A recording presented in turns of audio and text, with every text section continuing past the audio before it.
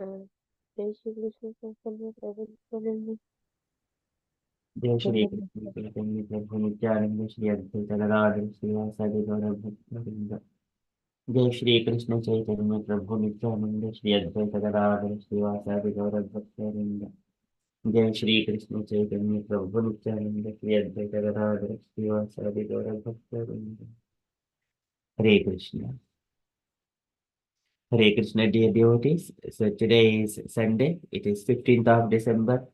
It is Keshava Masa or Margasesha Masa, Sukla Paksham and Paurnami Tithi. So today is the no events, but actually Kartayini Vrata, it ends today. So which has started on the Kartik Paurnami day by the unmarried gopi girls in the Vrindavanam, so that they wanted to have Krishna as their husband. So later on, after hearing their prayers, the Krishna, he has fulfilled their desires on the Sharad Purnami, on the next year. So that Katyayani Vrata ends today.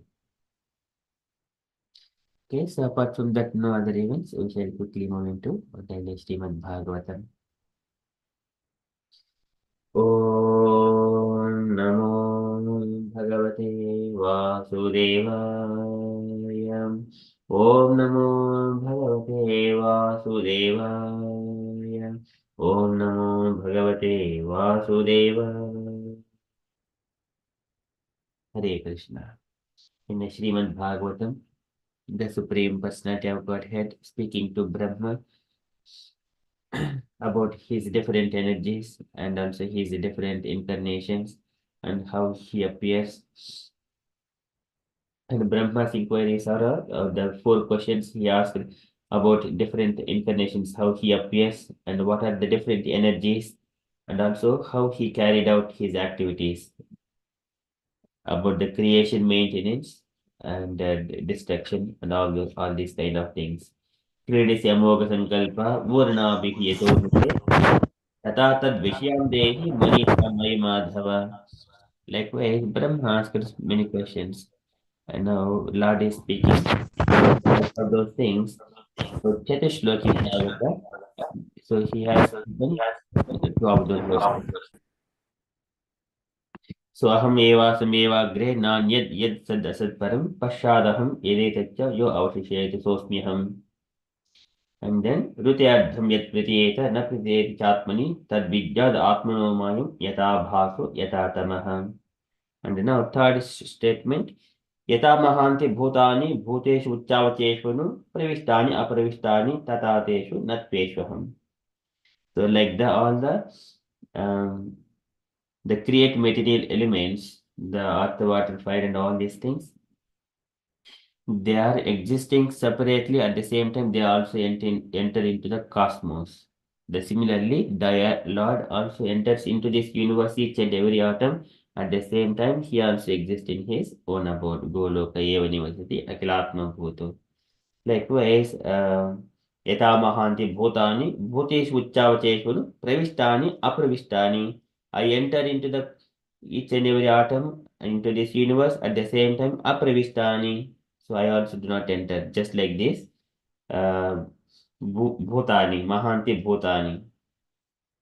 So likewise in saying that one, so Prabhupada was describing much of this information in the purport. So we are in the Srimad Bhagavatam, second canto, chapter 9, verse number 35. We continue the purport. So before we continue the purport,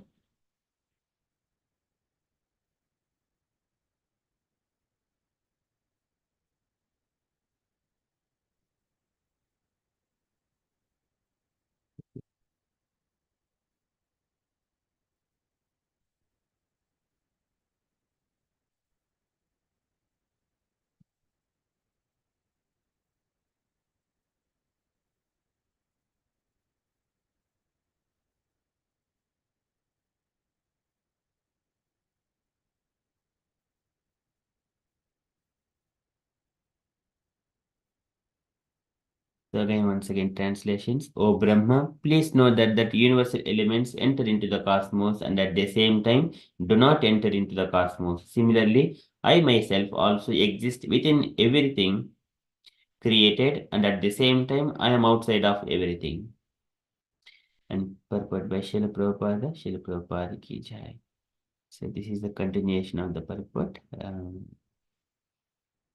Can I request any devotees to read this, unallocated devotees to read this purport, please?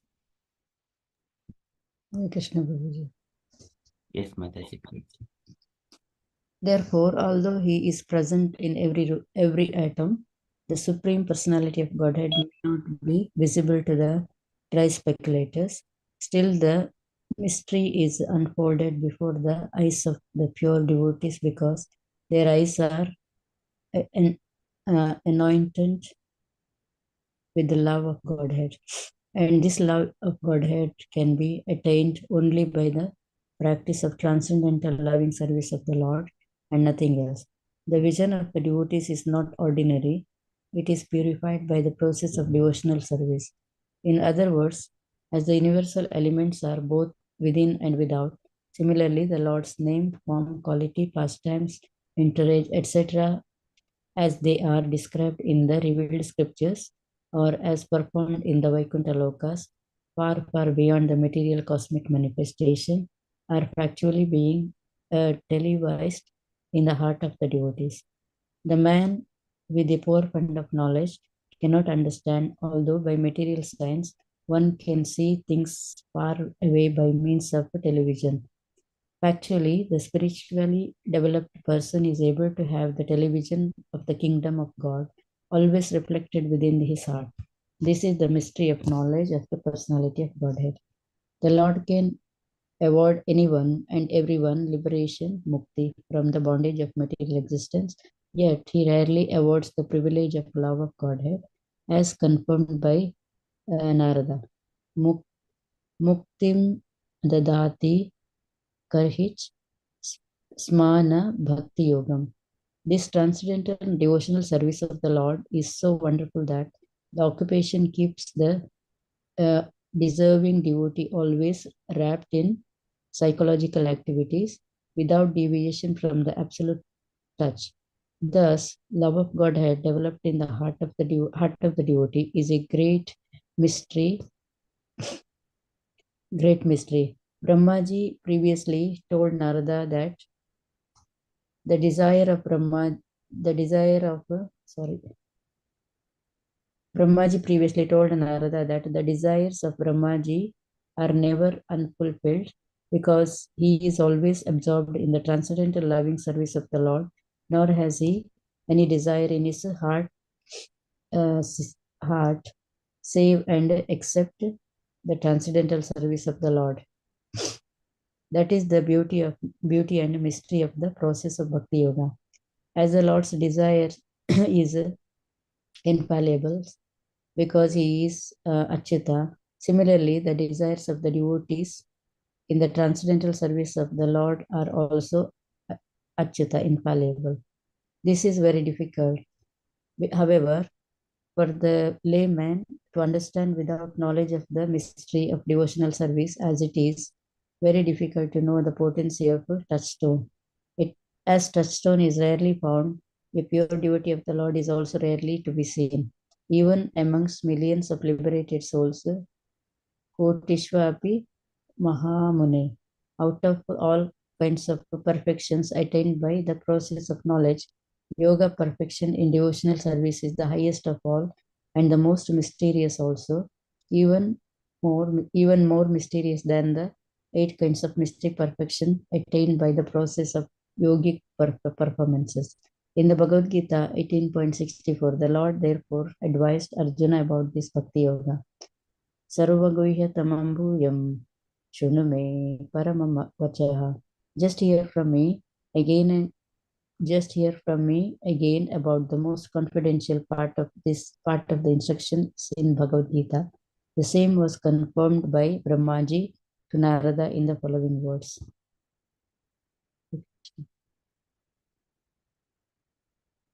Am I reading more? Yes, Mataji. Okay. Narada, following verse. Idam Bhagavatam nama yam yanme Bhagavatoditam sangraho ayam vibhutinam tvam yetad viplukuru.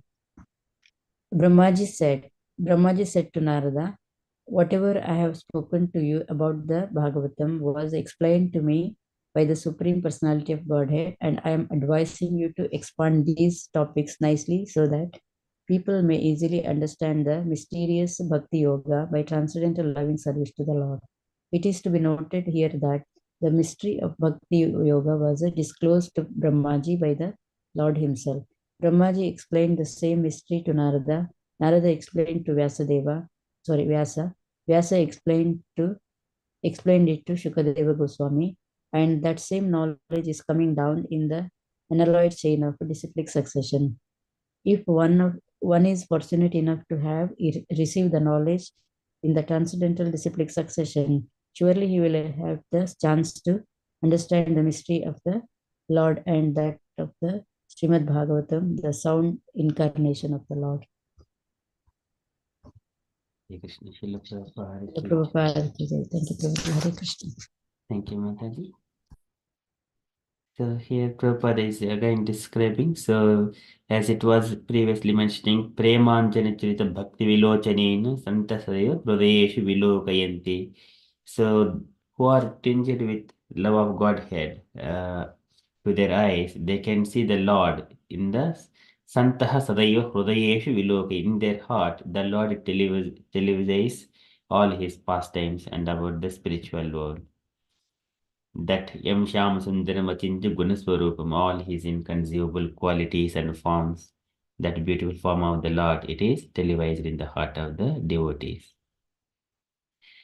So Prabhupada, after continuing that purport, but it is speculators, they will keep on speculate, but they don't feel such kind of beautiful pastimes. But the Supreme Personality of Godhead may not be visible to the dry speculators. Still, the mystery is unfolded before the eyes of the pure devotees because their eyes are anointed with the love of Godhead. And this love of Godhead can be attained only by the practice of transcendental loving service of the Lord and nothing else. So here, just when a mother gives birth to the baby, and baby doesn't know anything, and mother always 24 hours thinking of only the baby only, what my baby is doing and how I need to protect, do I need to feed the baby, like that every moment she thinks of that is how the mother's love towards the baby, it develops through the service and thinking of it. There is no other, baby does not have any other shelter except the mother. When a devotee also comes to Krishna like that, we do not have any other shelter except Krishna, then he also develops such kind of love. And the love between Lord and the devotee, it develops. The vision of the devotees is not ordinary, it is purified by the process of devotional service. In other words, the universal elements, so this is about the explanation of this verse. Yata mahanti bhutani bhuteshu chauteshu pravistani apravistani tata teshu natveshvaham. There's the universal elements are both within and without. So this is our practical experience as well. So our body is made up of the five elements and also these elements also exist. We are separate from it. At the same time, they are in our body as well. Without. Similarly, the Lord's name, form, qualities, pastimes, entourage, etc., they are described in the revealed scriptures or as performed in the Vaikuntha Lokas. Far beyond the material cosmic manifestation or factually being televised in the heart of the devotee. So these activities are already going on in the spiritual world, Vaikuntha planets and in Goloka Vrindavana. So this only devotee can understand and perceive these things from the by executing the devotional service in the with rapt attention. So likewise, his pastimes are also here. It goes within this material world. So he appears like a Krishna, uh, of course, as Krishna. he comes Krishna as he is, and also he appears as Rama and the Simha and so many other incarnations. So these are all we see. Likewise, though it appears here, but these are all eternally existed in the spiritual worlds. Goloke University Akilatma Bhuto. And apart from that, he also carries out his pastimes. Like whenever Krishna is taking part in the Vrindavan pastimes, Dwaraka, Madhura, and many other things like Kurukshetra battle. So the man with a poor fund of knowledge cannot understand, although by material science one can see the things far away by means of television. So this is again we see it is in our experience. Somewhere very far away we are seeing by the material intelligence itself. But what to speak of the divine power. So the Lord is seeing all of us, and also devotee also can perceive the Supreme Personality of Godhead in the similar way. Actually, the spiritually developed person is able to have the television of the kingdom of God always reflected within his heart. That is the mystery of knowledge of the personality of Godhead. Sometimes we may think that this person is mad.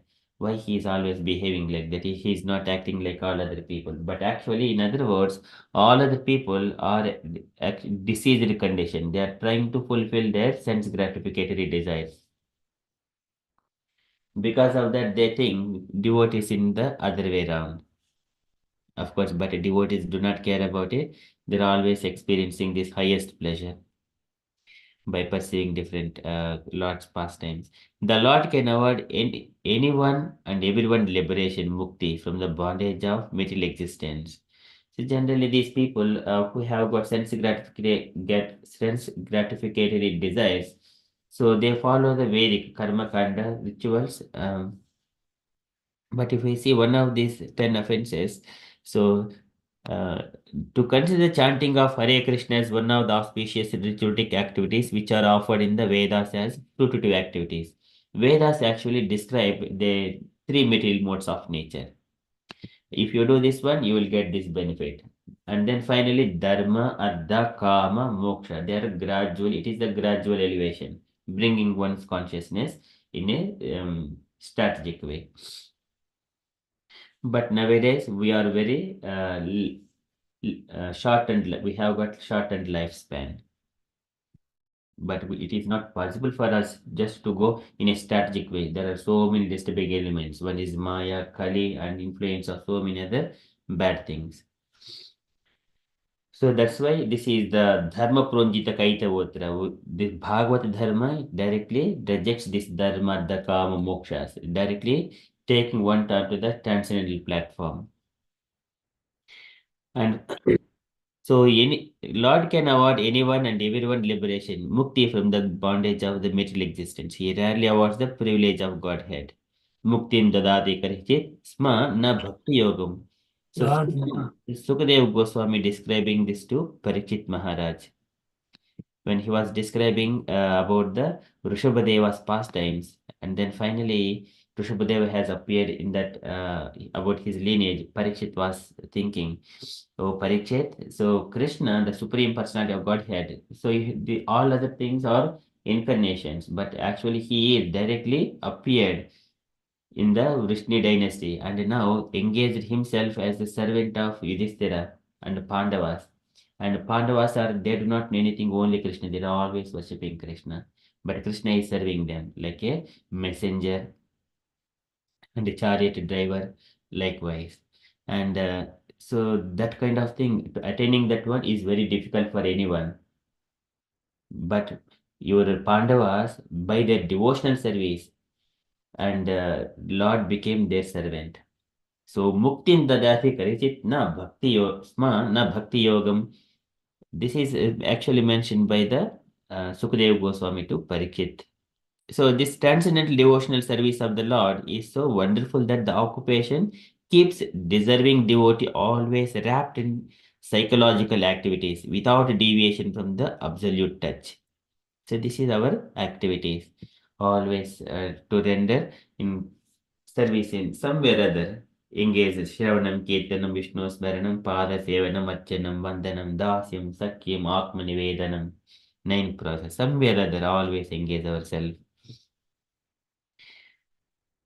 This is the Hrushikena Hrushikesha Sevanam Bhakti Ruchyate. And thus, love of Godhead developed in the heart of a devotee is a great mystery.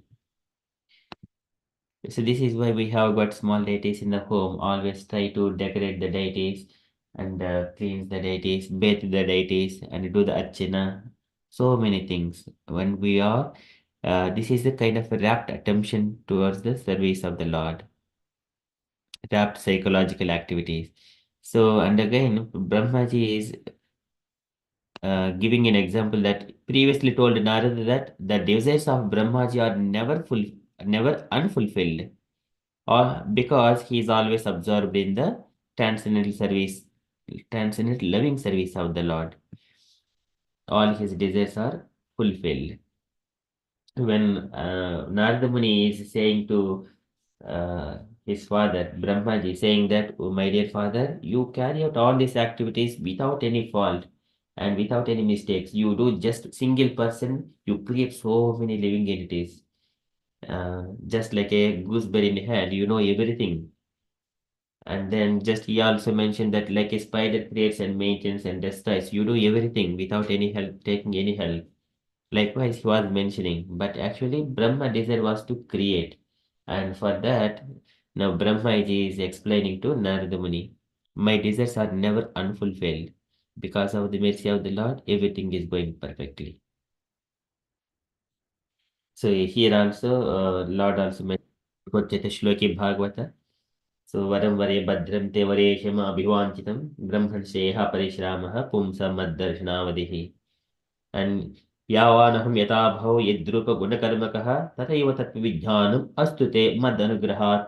By my mercy you will get all about my incarnations and qualities, forms, names, everything, O Brahma. Likewise Lord is saying. So here, nor has he any desire in his heart save and except the devotional, except the transcendental service of the Lord. Brahmaji is always, though he is sitting in the meditation, but that meditation is in the mood of devotional service to the Lord, not like a impersonalism. So again, we may think there are so many transcendentalists, they are doing tapasya. Tapasya is being done by people. One person is sitting and contemplating on the impersonal Brahman. One person is sitting and meditating on uh, the super soul existing in the heart, and another person is the similar way tapasya, but in the devotional service. So Brahma is in that mode, and that is the beauty and mystery of the process of bhakti yoga. As the Lord's desire is infallible because he is Achyuta, similarly desires of the devotees in the transcendental service of the Lord are also Achyuta, infallible. They always wanted to render somewhere or other continuously without failing. So this is very difficult, however, for the layman to understand without knowledge of the mystery of devotional service, as it is very difficult to know the potency of the touchstone. So sometimes these materialistic people think, why these devotees they wake up early in the morning and do all these things without any profit? Because it is not materialized thing. They cannot see with the eyes. They are not earning money. They are not accumulating wealth. So this is a mystery for the materialistic people to understand. But only devotees understand it. What they are doing, it is infallible,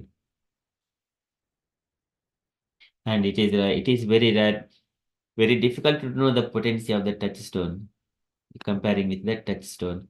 A touchstone is rarely found. A pure devotee of the Lord is also rarely to be seen, even among us millions of liberated souls.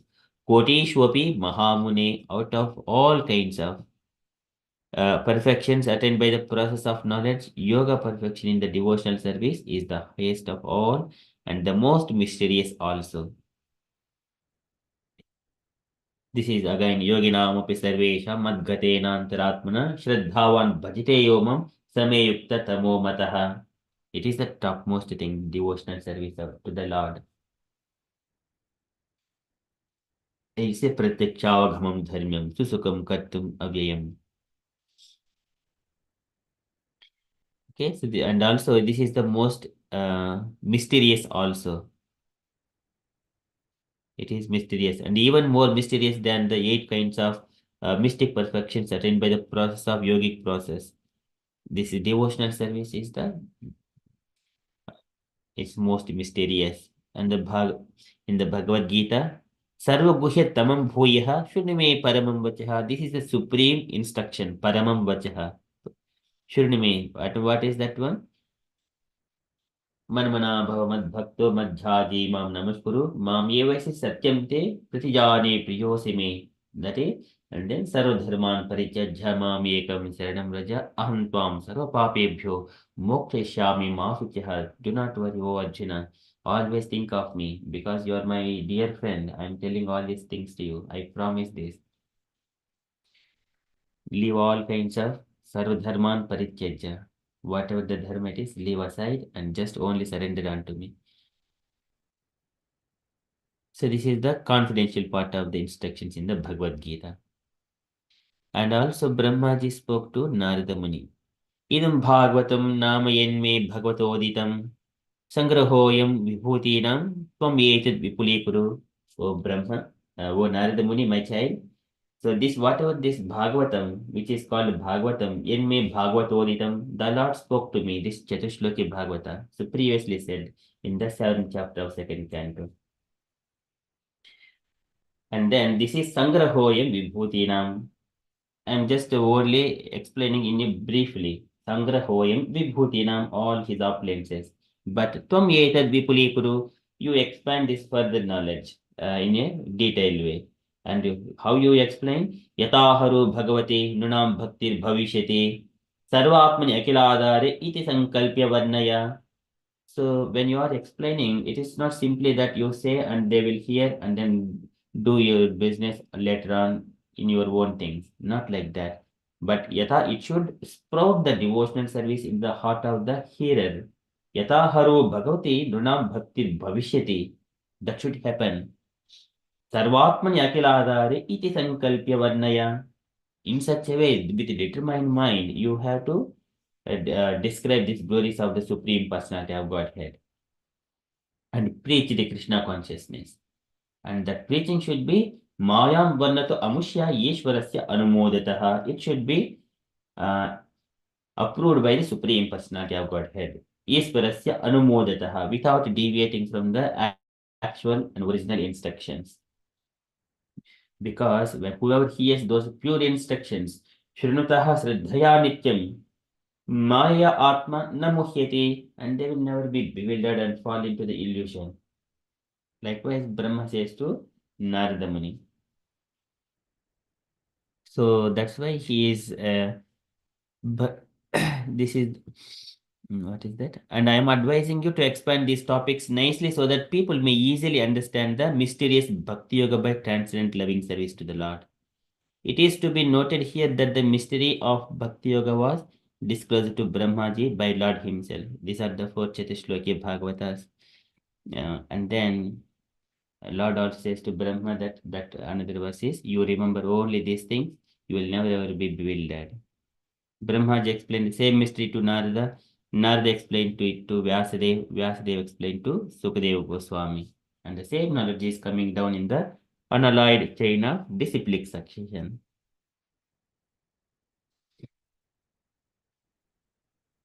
And then if one is fortunate enough to have received the knowledge in the transcendental disciplic succession, surely he will have the chance to understand the mystery of the Lord and that of the Srimad Bhagavatam, the sound incarnation of the Lord.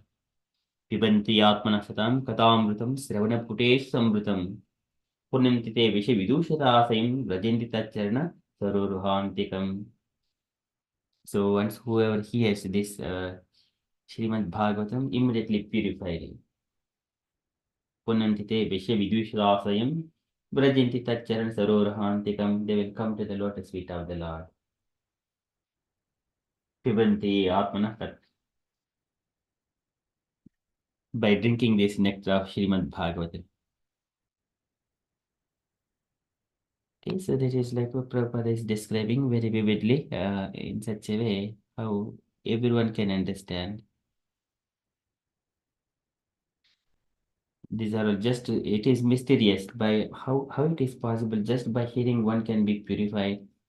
These are all internal journey within the heart. And also, once they receive that knowledge and due to in their day-to-day life, they will see practically, they will experience. The Lord will orchestrate in such a way that they go through. This is अंतः पुरुषरूपेण कालरूपेण यो बहिः समन्वित्य स सत्त्वानं लोकान् Bhagavan Atma Maya. So by his internal potency, the Lord will orchestrate for the pure devotees in such a way, whatever they are hearing these instructions from Bhagavad Gita, Bhagavatam, they will practically experience it.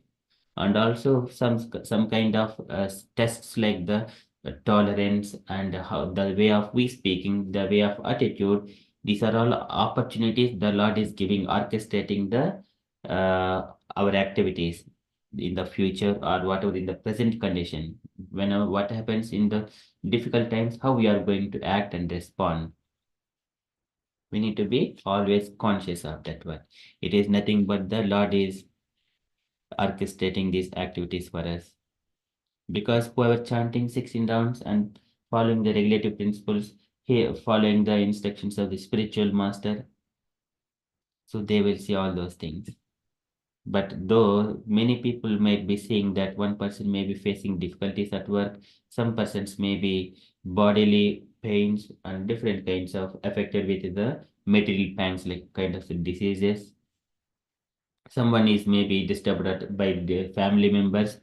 So many things will be coming, but actually it is the orchestration. Maybe children are affected, but how one can be disturbed by different conditions.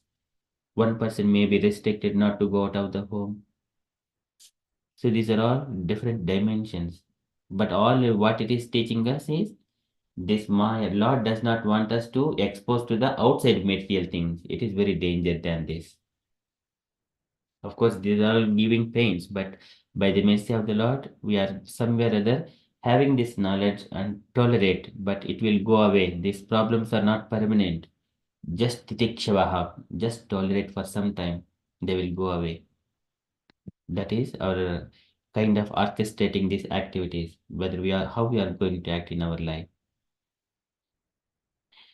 But that does not mean that we have to simply sit. We have to do our duty. At the same time, we have got complete faith in the Lord's instructions on Srimad Bhagavatam. When the Lord says that when whoever recites this 1 to 29 verses of Bhagavatam 1, first canto, third chapter, then dukkha grama vimuchyate, all of their pains will be relieved. That means we have to take that instruction.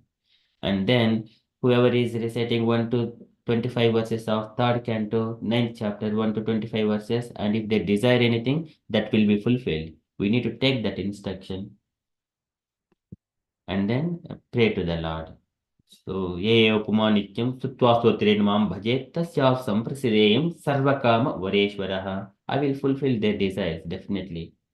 So, Lord will do it. We do not have to worry about it. And if we hear um, Varahadeva Bhagavan's pastimes, and they will be free from all kinds of sinful activities. So likewise, even though killing of Brahmanas will be freed, so we have to take those things. Everything is a purificatory things. So devotees does not have to search for a different solutions. When we are hearing Srimad Bhagavatam, we take whatever it is that's what Kalpataru. Nigama Kalpatarur Ghalitam Palam Sukamukadam Drava Samhitam Kalpataru. It is the fruit. It gives all, it fulfills everything. Vanchakalpa Tarubhyasya. Okay, that is Srimad Bhagavatam. Srimad Bhagavatam ki jai. So this is Yata Mahanti Bhutani Bhuteshu Chavacheshvanu Pravistani Apravistani Tatateshu Natveshvaham. Srimad Bhagavatam ki jai. We shall quickly move into Srila Prabhupada's daily letter.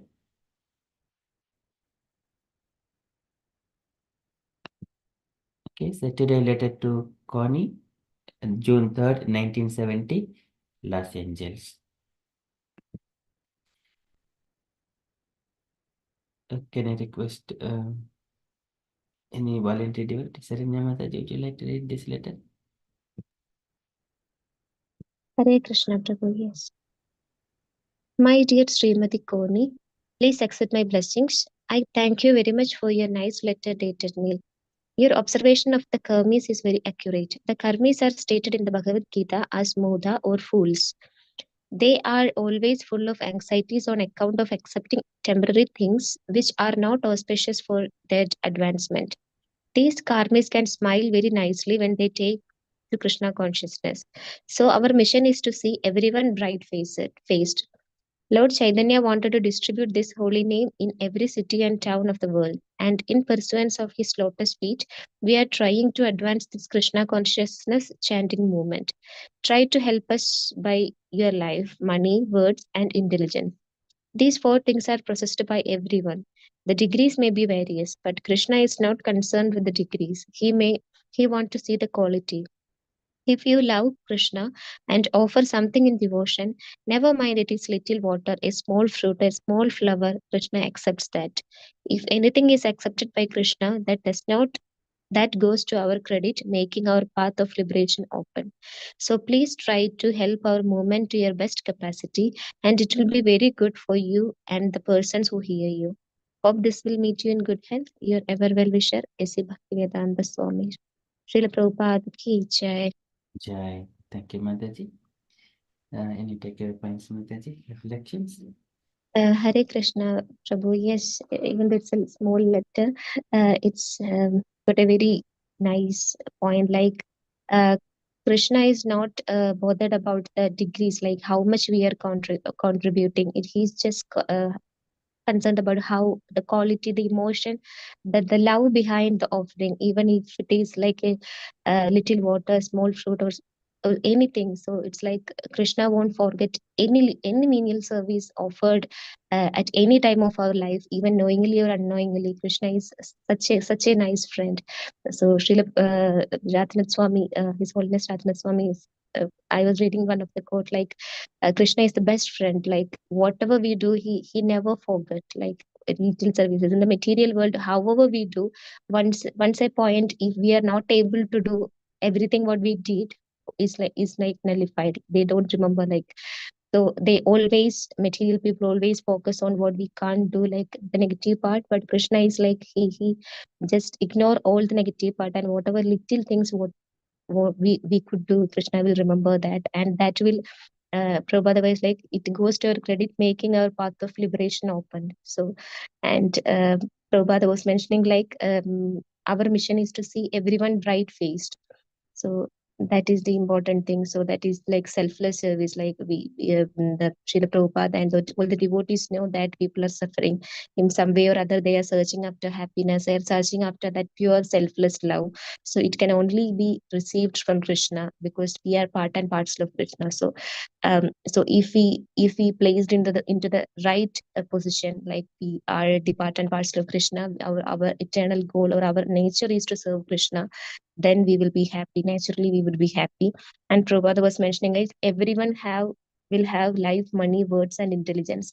So these are the four things possessed by everyone. The degree may varies. So it's like everyone will have the ability to speak something, the ability to glorify something, ability to share the knowledge they received, and everybody will have some money. Like it may be the degree may vary, and the energy, life force, and the intelligence. So everyone got this. So these have to be utilized for the Krishna, for Krishna, because he never look to the how much they have done. Like only the quality is what Krishna sees. And yeah, so and Prabhupada was mentioning, you try to help this movement best of your capacity, and it will be good for you, the person who hear you. And when we try to help the movement, everyone who hears us, everyone who sees us will also have some impact. Like they will, at least for one time, they will think like about Krishna. At least one time they will hear about Krishna. One at least one time, if they hear the word Krishna, that itself is a big thing for you, because people after many millions and billions of years, they will get to know the at least the term itself. So everyone will be benefited somewhere or other. So yes, Prabhu, so the quality matters, not the quantity. So Yes, that's a nice point, Prabhu. Hare Krishna. Hare Krishna. Thank you so much, Mataji, for kindly reflecting those points and explaining. Any other points, dear devotees, you wanted to add? Prabhavati Mataji? Kanya Mataji? Hare Krishna. Yeah, nicely, very nicely summarized by Mataji. One thing that come up to me about anything you offer, it doesn't have to be special. Krishna says a leaf, water, flower, anything like that. But if you offer it with love, he'll accept it. So that is so powerful. And also, what comes up, worship the lotus feet of Krishna, of the Lord. Well, what came up yesterday in the class I attended in the temple is that in the ancient time they used to wash the feet of the devotee or any elevated soul and drink the water. And my question was, why isn't it still done in these days if it's such a special purified act, performance? And it was said that yes, it used to be a practice and it isn't done now, but there had been an odd time when people have washed devotees' feet and drunk the water, and it's just the material thought of it, people don't pursue it. But it is a special act, worshipping the feet. And how do you worship it? You worship it with your whole heart. Whatever comes with it, even you wash the water off the feet of the Vaishnavas, it is special. And then also the Guru used to be highly respected in that way. So that comes up, and it was a question for me anyway. Why don't we still do that kind of service to our seniors? And it says about the 4 things that we achieve in the world, and we are engaged in money, words, in our life. How do we utilize that, our intelligence? How do we put that in the service of the Lord? And simple things, he doesn't need a lot. You can just, follow the Sankirtan group, and they will show you how you can deliver books. You don't have to have a special way or a degree to do it. It's just from your heart, and use your intelligence to relate with people and share what you've got.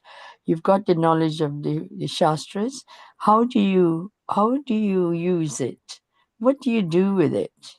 So using it is to share and let everybody get a slice of that cake, and because we all come for the same reason and we'll go one day. And how do we process that journey to the highest planet, to the highest plane? And it's all to do how much you love Krishna. As it says in this passage, sometimes we forget, or we're not able to reach to Krishna the way it's put in the books. But if you have that intention and you have your heart set and you feel, oh, I should have done this for Krishna, I feel really bad, and I love him, and I want to give share what I've got, I'm able to provide. And who does it belong to? It all belongs to Krishna. So, that's why in the books it says, if you utilize anything from Krishna and you don't recognize it comes from him, you're stealing from him.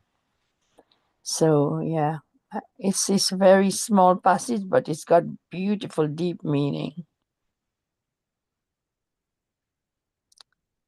So you use your ability and your intelligence to the best of your capacity, whatever you're able to do.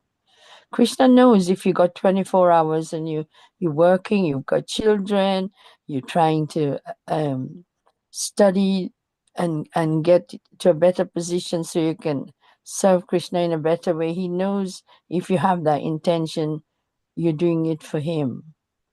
And also you're doing these things in the material world to do for, you have children and you think you're doing them for your children, but you're doing it for Krishna if you got a nice open heart and you remember Krishna all the time. So it's not the child that you're serving Krishna, but you're doing your prescribed duties to reach his desires and his needs. Hare Krishna. Hare Krishna. Thank you so much, Mataji. Very beautifully described all these things in a practical way. Thank you so much, Mataji. Hare Krishna Prabhuji. Just wanted to, very nicely explained by both Mataji, so beautifully. I just wanted to highlight this.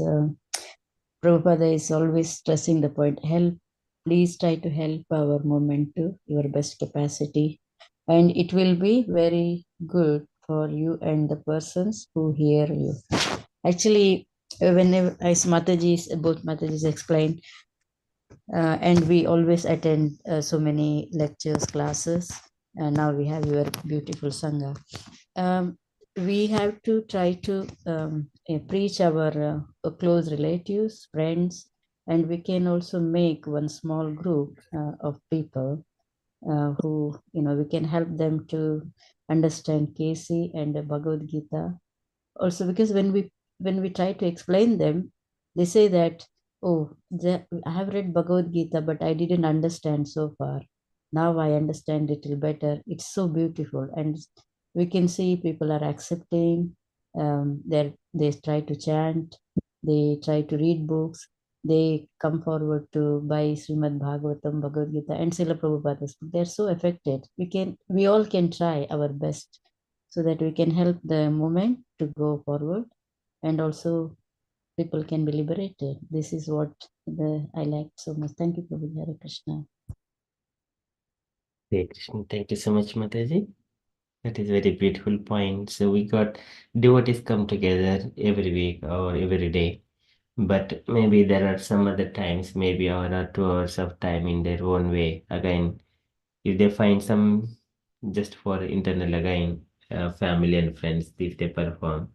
But when we are carrying out that devotional service or sangha, small sanghas, but we need to make sure that whoever is coming so that they do not think about the food again, going home and buying the shopping and preparing. For that, we offer the feast as well, which is so that they will be satisfied. They do not have to think of anything, which would fulfill their heart, minimum needs and all satisfied. They will be happy to take the instructions, the hear from the devotees and sanghas. So that's why we have got love feast and many of those programs. Whatever we do, the prasadam is the main thing. Okay, so generally, if we just manage that part, everything will come perfectly, but it needs to be prepared by the devotees. Hare Krishna Prabhu. On that note, nobody seemed to be taking up the offer of the house sangha. Yes, Mataji, I saw that one, just wanted to mention as well. Maybe then people are not available on that day, it looks. And we live far away, yeah. Not everybody lives close, Yeah. Never mind. Anyway, if the offer is still there, if anybody have time and they're able to. Even when we go the odd times to a house sangha, we have to make effort to do it. Yes, that time is also counted towards the devotional service. Nothing is wasted. Yeah. Starting from the steps that we thinking in our mind, and then whatever we are making those activities, preparing in our home, just getting ready, taking bath and going and then walking either by transport or walking by car. That time is also counted only for the Krishna sake, for meeting the devotees and hearing Krishna Katha. And then until we come home, all this is counted as a devotional service. Yeah. You are giving the time. Of course, yeah. And we are privileged to have this sangha because we meet regularly as well. It's good, yeah. It's all right. It's acceptable. We understand. Yeah, sometimes outside material conditions, we may not travel, but we wanted to have devotees association. This Zoom makes us bringing nearer to us to Krishna in some way.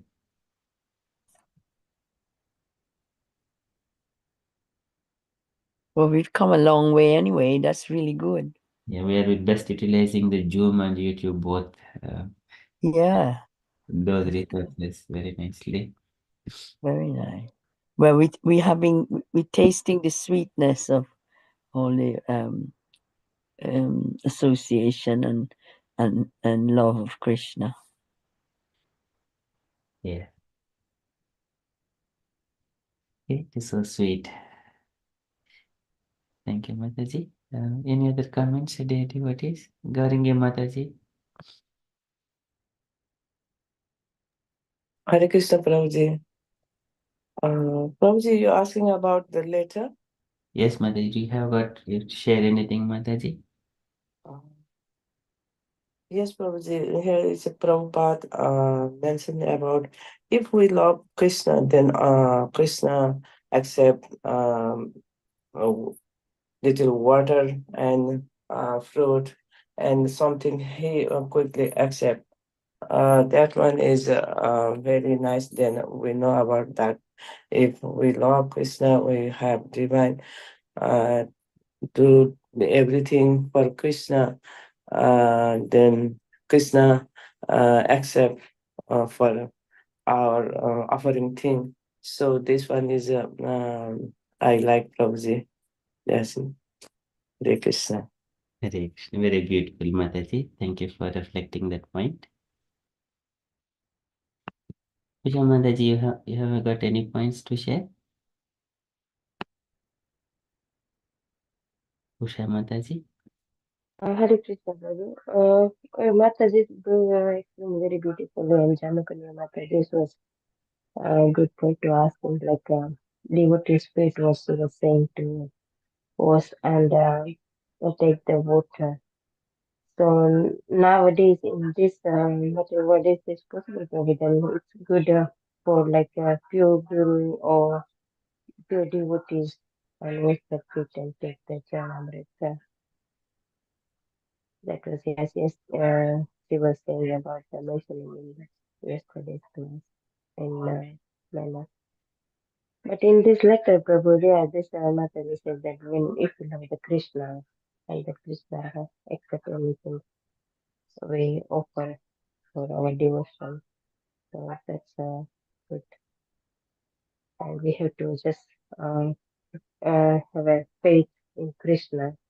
Whatever we do, so Krishna will accept it. But we have to have a pure faith, and we have to just depend on Krishna. Then Krishna will fulfill our desire. Hare Krishna. Hare Krishna. Thank you so much, Mataji. Yes, it is very nice reflections. The three ingredients Prabhupada mentions and from the scriptural point of view as well. येषां सम अनुस्मरात् पुंसां सद्यः शुद्ध्यन्त्वै ग्रहाः किं पुनर्दर्शनस्पर्शपादशौच आसनादिभिः. So as soon as when a saintly person comes to home and just he by his presence he will purify entire environment. And by remembering his name itself, yesham sam anusmaranat pumsam sadyah sudhyantvai gruhaha sam anusmaranad. Just by hearing his name, just if we say Bhakti Vikas Swami Maharaj, Radhana Swami Maharaj, likewise just by bringing their names itself, yesham sam anusmaranat pumsam sadyah sudhyantve gruhaha, immediately the entire home will be purified. Well, Parishit says when Sukdev Goswami enters into the that devotees association, all the sages wherever assembled. But he also mentions like what to speak of giving asana and cleansing their feet and then sprinkling those water on top of their heads. What to speak of those glories. येषां संस्मरणात् पुंसां सद्यै शुद्ध्यन्ते गुरः किं पुनर्दर्शनस्पर्श पूजा स्तुति अभिवन्दनैः. those things, Pada Socha Asanadibihi, sorry. Pada Socha Asanadibihi, if we offer asana and also cleansing the feet. So this is the dust of the feet of the devotees, and then washed water, and then the leftover foods. These three ingredients are primary things we should not neglect. We always needs to be desire to have those things in our life.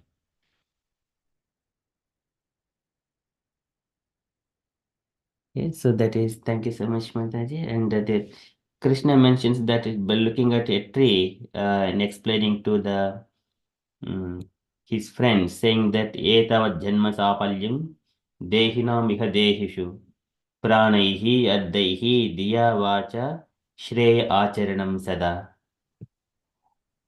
So this is shreya acharanam sada. This is pranaihi addaihi, and then vacha and diya. Shreya Acharanam Sada, all the time one has to engage in the Shreya is the ultimate benefit of all the human society. And the endeavors are important, not whether we are doing best or not. Bless others. Endeavors are the important. Okay, thank you so much. Hare Krishna. Hare Krishna. Everybody mentioned the simplest form of making that effort is Patram Pushpam Phalam Toyam Yomi Bhakti Prachayati Tadaham Bhakti Upaktam Ashnimi Prajay Tatmanaha. That is the beauty of the simpleness. You don't have to have the money and all that, spend special words and the intelligence that people think is intelligence. The simple performance. And it brings me to that.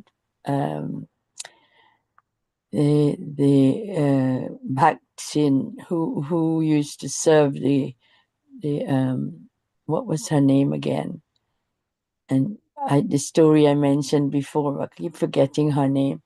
When she served all the swamis, the yogis, and one of them retaliated on her, and praying for Rama to arrive. And when Rama came, they tried to grab his attention and ignore her, and she got the highest elevation because of her devotion, the highest, deepest devotion. She performed with all her heart. She renounced everything, and just every morning she got up first thing. It was simple. It wasn't any going to the shops and getting special cleaning stuff to clean and show and make a show of it. She went when they weren't even there or looking. So this is the beauty of the service that we have to perform with your heart and your sincere love of Krishna. Yes. Hare Krishna. All of us should learn that verse really properly. I think devotees know, Mataji. Yes, I'm sure, yeah. Usha Mataji, can you recite this verse? Patram. You want who you asking? Usha Mataji. Usha Mataji, can you recite it? Patram Pushpam Phalam Toyam. Yes. Prabhu, I made Yes. we make Yes. the mistake. Patram Pushpam Phalam Toyam. Yomi Katya Prayachati. A second line, Prabhu. Tadaham Bhakti Sampati Upahrutam Atikritam Asnami Asnami Pretatmanaha. Petatma. Very beautiful. Patram Pushpam Phalam Toyam Yomi Bhaktya Prayachati. Tadaham Bhakti Upahrutam Asnami Pretatmanaha. Asnami, I accept those things. Asnami And there is the Petatma. main thing, Bhakti Upahrutam. Thank you, Mataji. Saranya Mataji, would you recite that verse?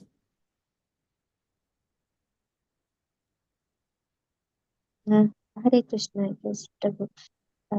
Patram pushpam phalam toyam यो मे भक्त्या प्रयच्छति तदां भक्तियुपा तदां भक्तियुपाश्रिताम् आश्नामि प्रायतात्मनः. Very nice. Perfect. Gauringi Mataji. Hare Krishna Prabhuji. Just one line, Prabhuji. Patram pushpam phalam toyam yomi bhakta prayasati. Just no, I need to watch Prabhuji. Otherwise, I had Prabhuji. Tadaham bhakti upahritam. Tataham bhakti Upahritam. upataham Asnami prayatatmanaha. asmami prayathatmana. Yes, Patram pushpam phalam toyam yo me bhaktya prayachati. Tadaham bhakti upahritam asnami prayatatmanaha. Very beautiful. Thank you so much, Mataji. Very nice reflections from this letter. Okay, so that is from Srila Prabhupada's letter, and from the announcements point of view, coming tomorrow is the teachings of Lord Chaitanya. It continues, and Tuesday preaching session by Gauringi Mataji, and that is going to be Mataji is going to speak on Katha. Uh,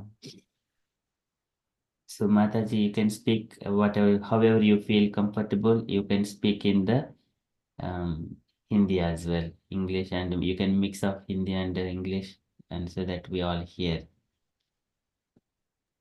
Prabhuji, Hindi, English are not comfortable for me, so I will do last time what I'm do what I'm did.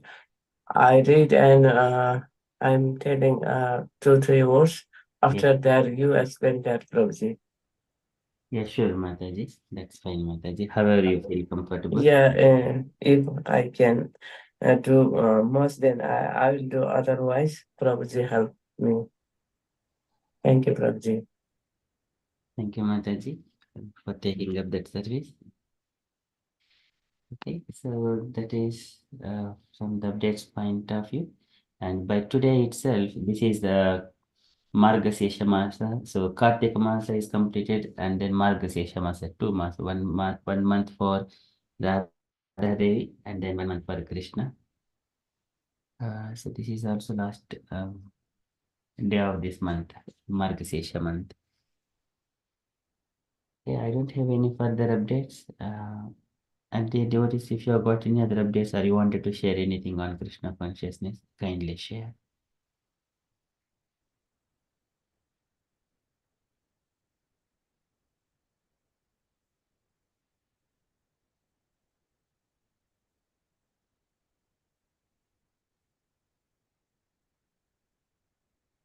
Okay, so if you don't have anything to share further, then we shall move on to the next part.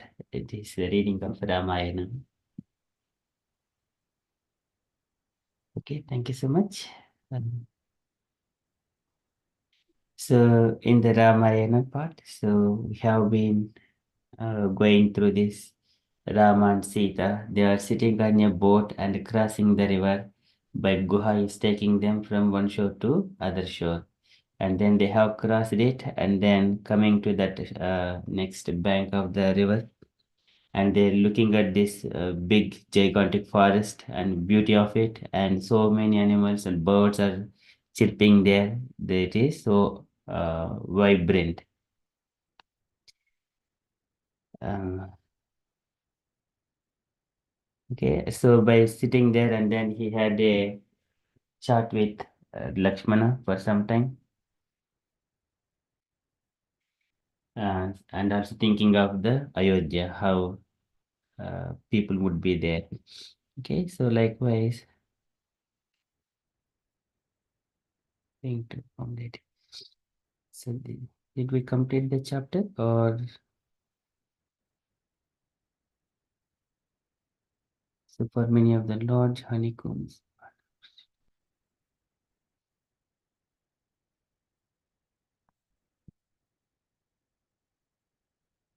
So again,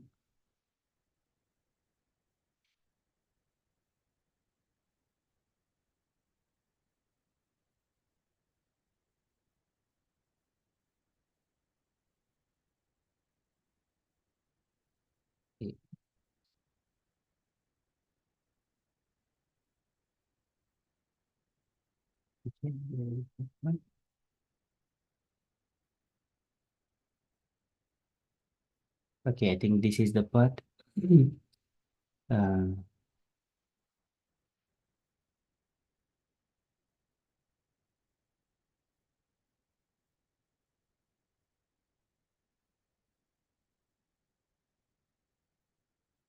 okay, so on that night, the three travelers, Rama, Lakshmana, and Sita, had become hungry and they searched for roots and bulbs fit for offering in the sacred fire. After they had cooked and made the offering, they ate, and when the meal was over, they performed their evening worship.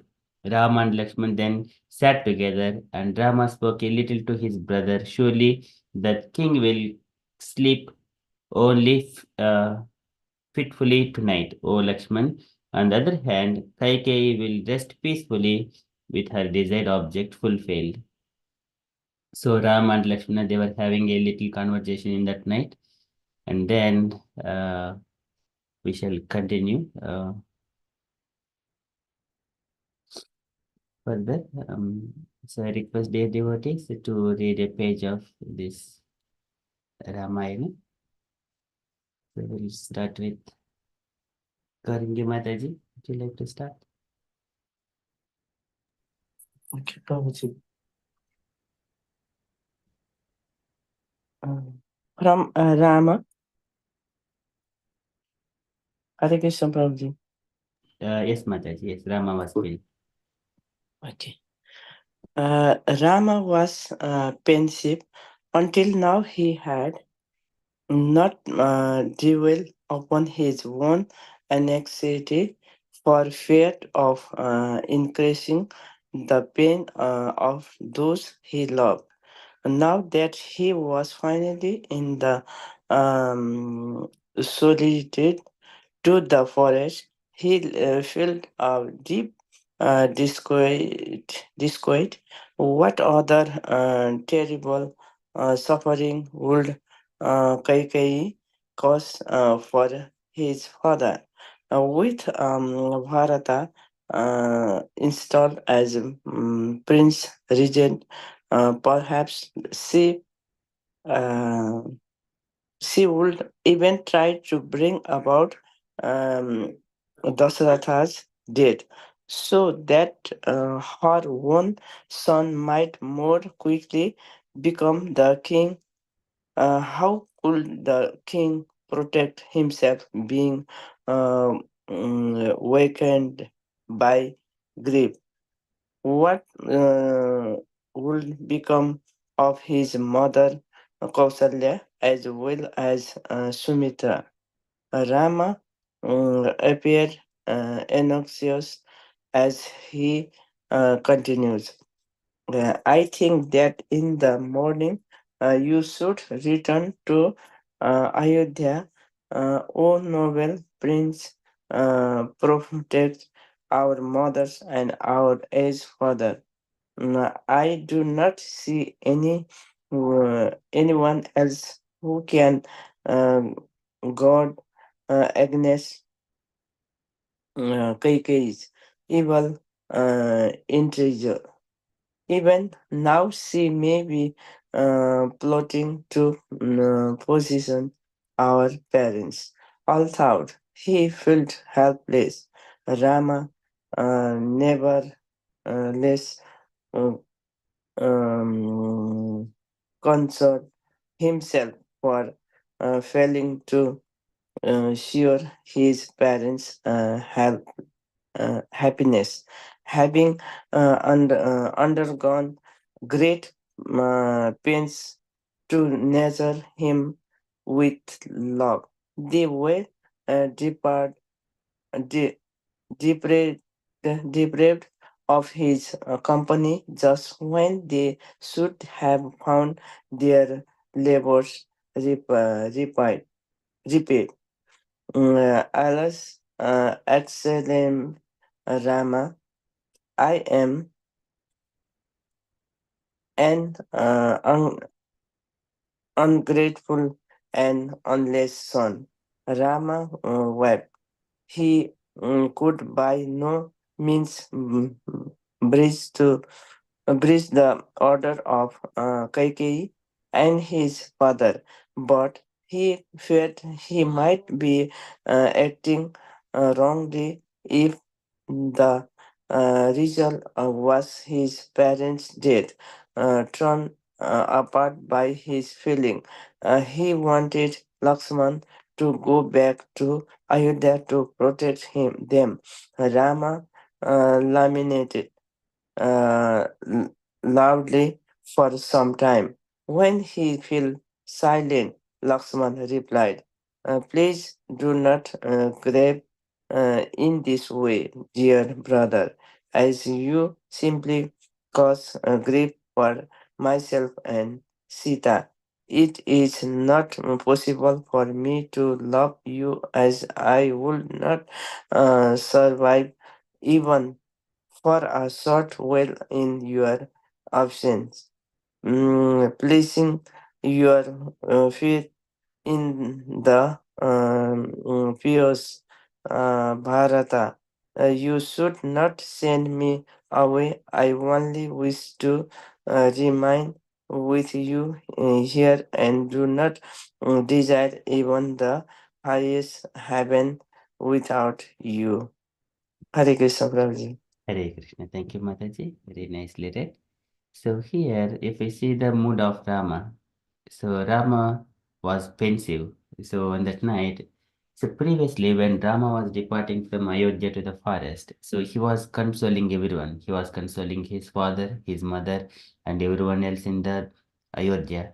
Now it is now because the major part was to fulfilling the vow that his father has given to Kaikeyi, and those two desires of Kaikeyi needs to be fulfilled. So now Rama has come to forest to live in a ascetic way and left the kingdom.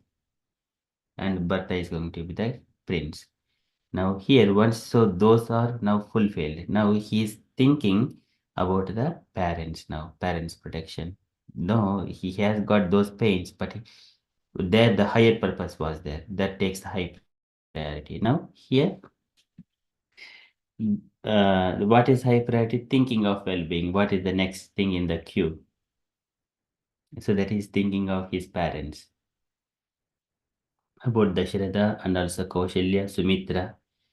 So when Rama was saying that one, what is going to happen to my parents? So Kaikeyi is making different kinds of plots, plotting to poison our parents.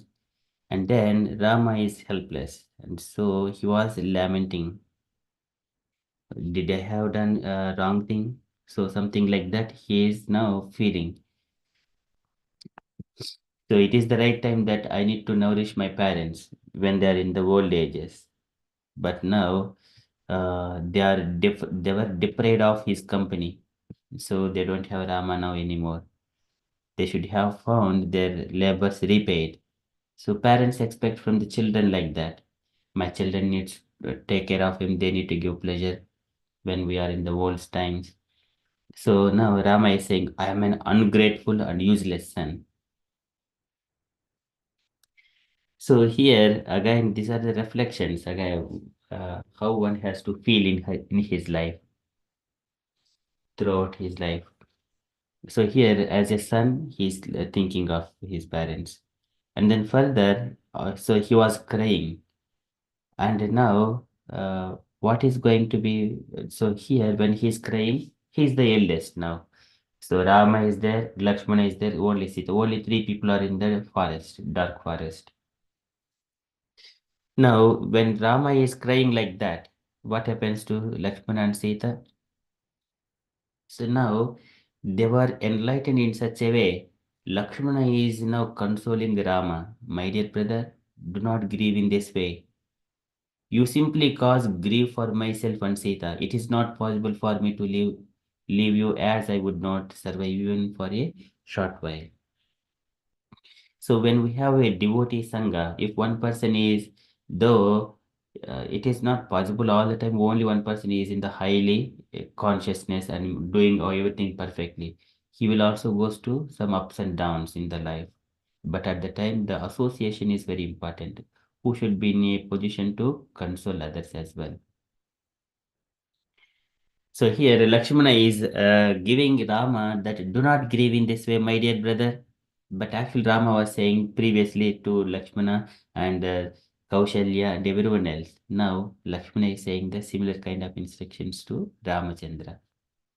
Do not grieve in such a way. And also placing your faith in the pious Bharata. Previously, Lakshmana was also thinking about whether Bharata is going to do it. I will fight with Bharata, something like that. But at the time, Rama consoled Lakshmana that Bharata is always good. He is righteous. He follows the instructions of his parents. And likewise, now, same words, he is placing your faith in the pious Bharata. You should not send me away. So you said the same words, but do not grieve for that purpose. I wish to remind again, Lakshmana wanted to stay with Ramachandra again. That is how he has come behind Rama and Sita to serve them, and he does not want to give it. At the same time, he is consoling Ramachandra as well. Okay, so this is the mood of Rama and Lakshmana. Okay, we shall continue. Can I request Jahnakanya Mataji to take another page of paragraphs? Hare Krishna. Rama remained silent. He knew well that Lakshman would never leave him. It had grown dark, and the brothers sought the shelter of a large tree where Rama and Sita lay down to rest. Lakshman remained awake a short distance away, vigilantly guarding them from any danger. Gradually, the full moon rose and shone through the branches of the high trees, illuminating the beautiful faces of Rama and Sita as they slept, which appeared to Lakshman like two more moons fallen to the earth. The following morning, after sunrise, they went in an easterly direction toward the confluence of the Ganges and the Yamuna. They were keen to find the hermitages of the rishi whom they knew lived in their region. That region, the famous sage Bharadvaja, the leader of all the Brahmanas inhabiting that forest, dwell nearby. As they walked, they were enraptured by the colorful beauty of the forest. Huge trees rose up on all sides. In some places, the trees opened up into expansive clearings, carpeted by innumerable varieties of flowers and shrubs. Lakes of crystal clear water covered with white, blue, and reddish lotuses with white, blue, and reddish lotuses were seen here and there. The trees were laden with blossoms, filling the air with their fragrance. The sounds of cuckoos, parrots, and peacocks echoed all around.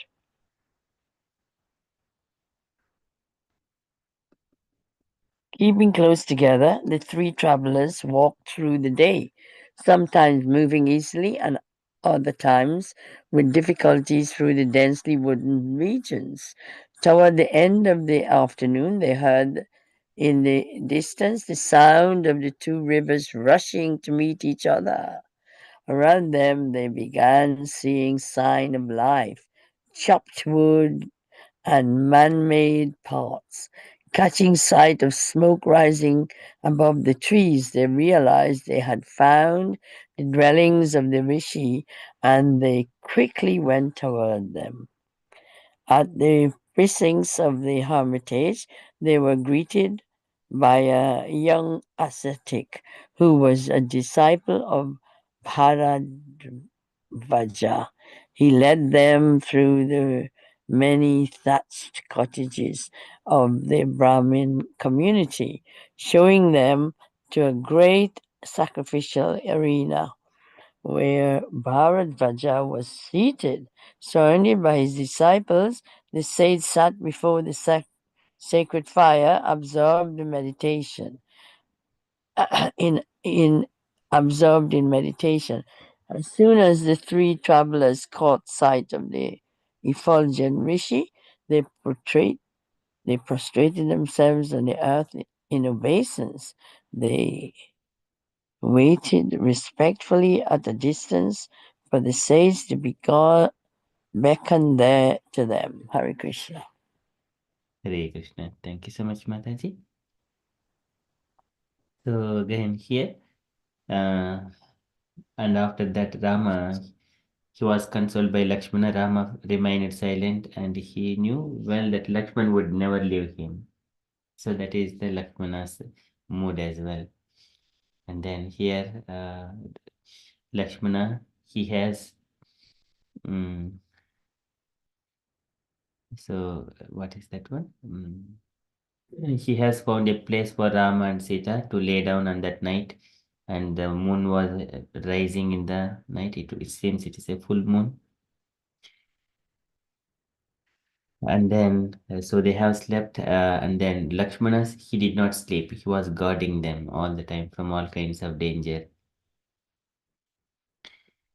So likewise, and then after morning sunrise, they went in a easterly direction towards the confluence of the Ganges and the Yamuna. So I think it's still confluence of Yamuna and the Ganges. So okay, so which is auspicious. So they were keen to find the hermitages of the rishis whom they knew lived in that region. The sages and ascetic, they live on the fruits and roots mainly. Their main business is to execute the spiritual life, attaining the path of perfection. The famous sage Bharadbhaja, the leader of all the Brahmins inhabiting that forest, dwelt nearby. So Bharadbhaja Rishi, he is very, very powerful Rishi as well. He can create so many things. Whenever Bharata comes in that region, he arranges in such a way that for all Bharata and all his kings and soldiers and all his soldiers accompanying for him, he has arranged a very gigantic feast and dancers and everything by his dint of ascetic power. So this is a powerful sage. And here, um, in our Ramayana, whenever Rama is moving, Ayana is the moments of Ramachandra.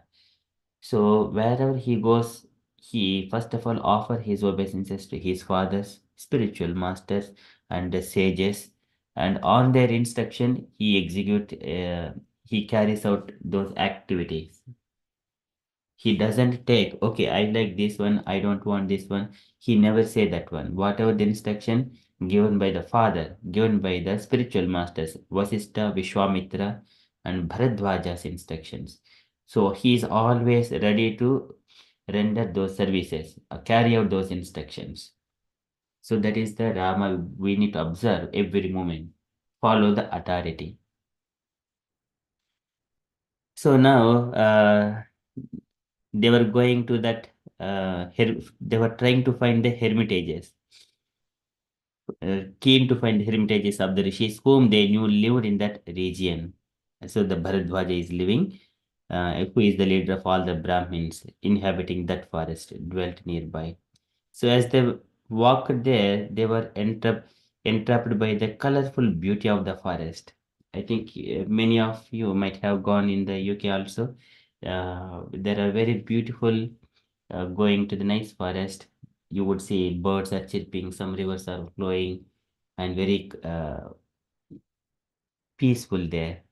And it is attracting here to Sita Devi and Lakshman as well. In some places, the trees opened up into the expansive clearings carpeted by innumerable varieties of flowers and shrubs. We see here bluebells and so many other beautiful flowers. Likewise, that forest is also having nice varieties of flowers and shrubs. Lakes of crystal clear water. Crystal clear water and covered with white, blue, and reddish lotuses. Nana अमलप्रश्नवैः नानाकन्दरसानुभिः रमणं विहरन्तीनां रमणैः सिद्धयोषितम्. It is very beautiful to describe this beauty of this nature. Clear water. Nana amala prasharanaihi. So the clear water is flowing, and with the blue and reddish lotuses were seen here and there. Trees were laden with blossoms, filling with the air with their fragrance. And again, whenever the spring comes, we see here in the towns itself the pink flowers are blossoming, the blossoming trees. The tree name itself, blossoming tree. So beautiful. But what to speak of the forest having white flowers, yellow flowers, and pink flowers, red flowers. That is more. It is filling the air with their fragrance. The sounds of cuckoos, parrots, and peacocks echoed all around. So when the trees are like that, these birds are attracted. Ahvayantami vodhastaihi dvijan haridhumaihi dugaihi kamadumai. So the trees are calling the birds to come and sit on top of us and eat the fruits on top of us, eat the berries likewise. Ahvayantami vodh hastaihi. Hastaihi means that trees are stretching their branches in such a way that a man is stretching his hands to call. Likewise, trees are calling the birds. Dvijan kamadugaihi drumaihi kamadugaihi.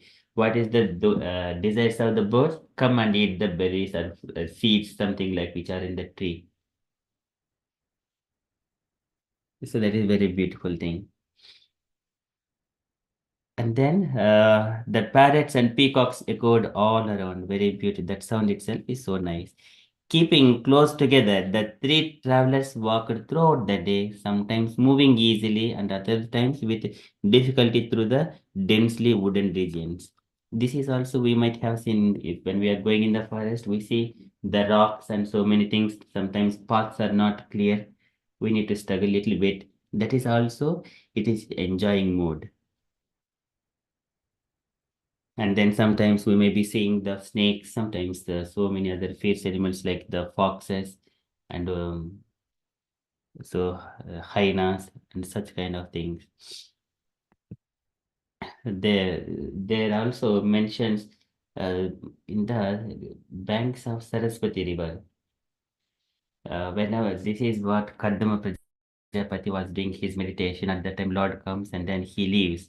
And then when Lord was sitting on Garuda, looking at Kadama Prajapati, and then the drops of tears fall down with the love and affection to Kadama Prajapati. He was meditating for 10,000 years. So there, that drops of water coming from his eyes is became a Saraswati river. So यस्मिन् भगवतो नेत्र न्यपतन असुरबिन्दवः कृपया सम्प्रीतस्य प्रपन्नि अर्पितयादृशम् तद्वै बिन्दुसरो नाम सरस्वत्या परिप्लुतं पुण्यं शिवामृतजलं महर्षिगणसेवितं पुण्यद्रुमलता पुण्यद्रुमलता पुण्यद्रुमलताजालैः कूजित् पुण्यं मृगद्विजैः सर्वत्र फलपुष्पाभ्यां वनराजे श्रियान्वितं मत्तद्विजगणैः जुष्टं मत्तभ्रमरविभ्रमं मत्तबर्हि नट आटोपम् आह्वयन् मत्तकोकिलं कदम्बचम्पक अशोक करञ्जबकुलासनैः कुन्दमन्दारकुटजैः च्यूतपोतैः अलङ्कृतं कारण्डवैः प्लवैः हंसैः कुररैः जलकुक्कुटैः तारसैः चक्रवाकैश्च चकोरैः वल्गुपूजितं तथैव हरिणैः क्रोडैः स्वाविद्गव्यकुञ्जरैः गोपुच्चैः मर्कैः नकुलैः नाभिभिः वृतम्.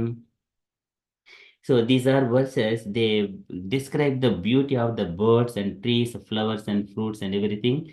And then the peacocks and the birds, they're chirping, and different kinds of the trees and different kinds of the flowers, and also the animals. तथा हरिणैः क्रोडैः स्वाविद्गवय कुञ्जरैः गोपुच्चैः अरिभिः मर्कैः नकुलैः नाभिभिः वृतम्. These are different kinds of animals also described in those densely forest. That is, the Saraswatya Pariplutam, Punyam Sivamrita Jalam Mahasi Gana Sevitam. Likewise, here the Bharadwaja and all the Brahmins are living. It is these hermitages are all auspicious. Punyam Sivamrita Jalam.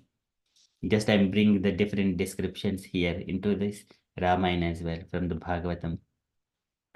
So, and then toward the end of the afternoon, they heard in the distance the sound of the two rivers rushing to meet each other.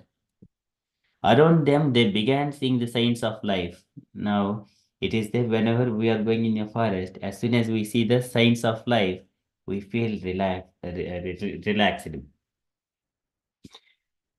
So, of course, this is when I was going to the forest, when I was in a childhood and during my teenagers time, I used to feel all kinds of these things. Now I'm seeing these things here, reading again, going through forest. So chopped wood and man-made paths catching sight of the smoke rising above the trees, they realized they had found the dwellings of the rishis, and they quickly went toward them. Okay, and then what? So as the precincts of the hermitage, they were greeted by a young ascetic who was a disciple of Bharadwaja.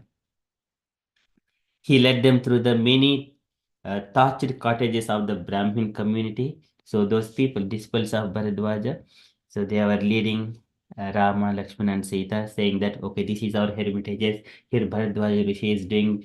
He is our leader, and he's a great ascetic. Explaining and then leading them to the cottages and showing them to the great sacrificial arena where Bharadwaja was seated, surrounded by his disciples. The sage sat before the sacred fire, absorbed in meditation.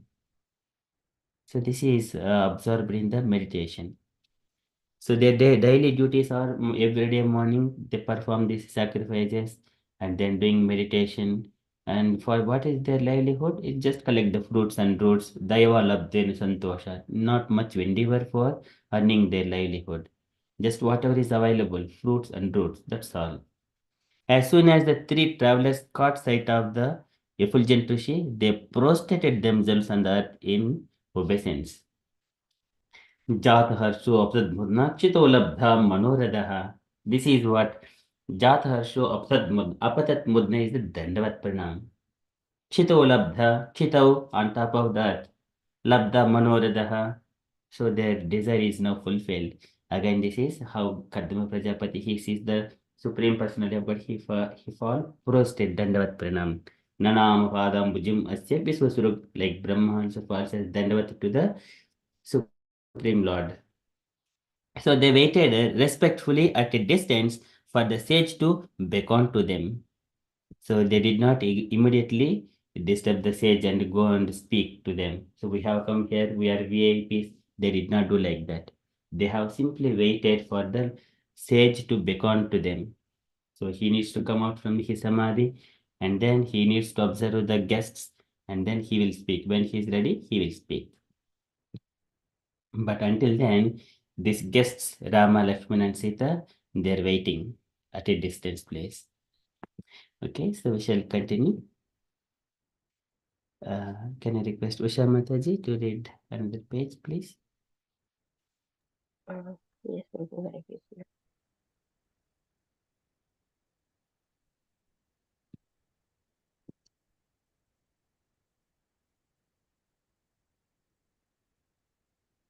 Bharadwaja had attained virtual omniscience by his long practice of asceticism and meditation.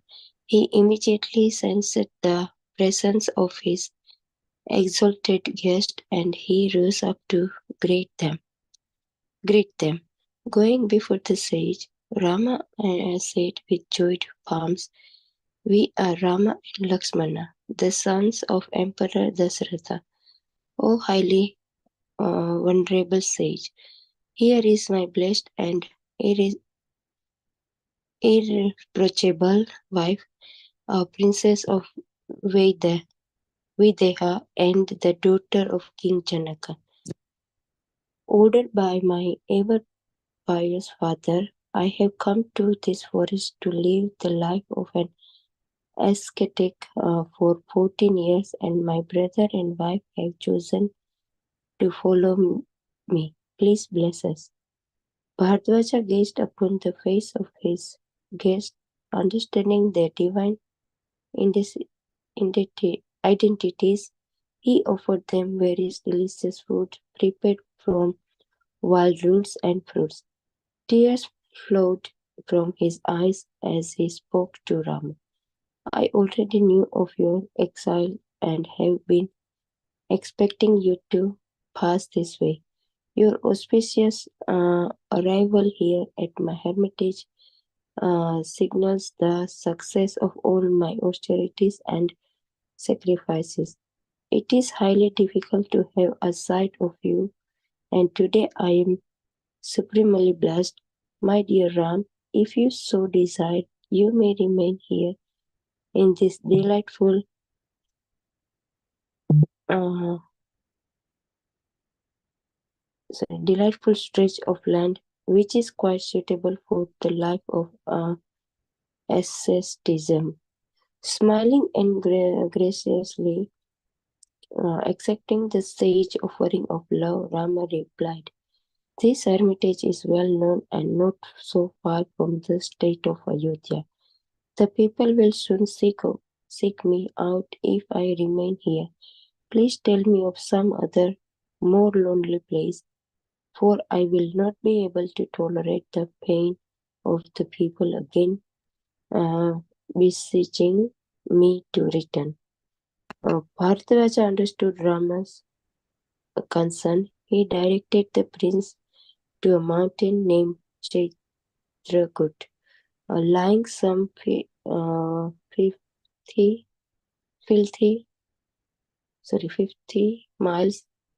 50 miles away. After spending the night at the stage hermitage, the three travelers set out the next morning towards the mountain. It lay across the Yamuna, which they crossed by means of a raft constructed from timber and baboon. As they walked towards Chitrakoot, they saw countless varieties of trees and plants spreading everywhere in tabules of rich colors.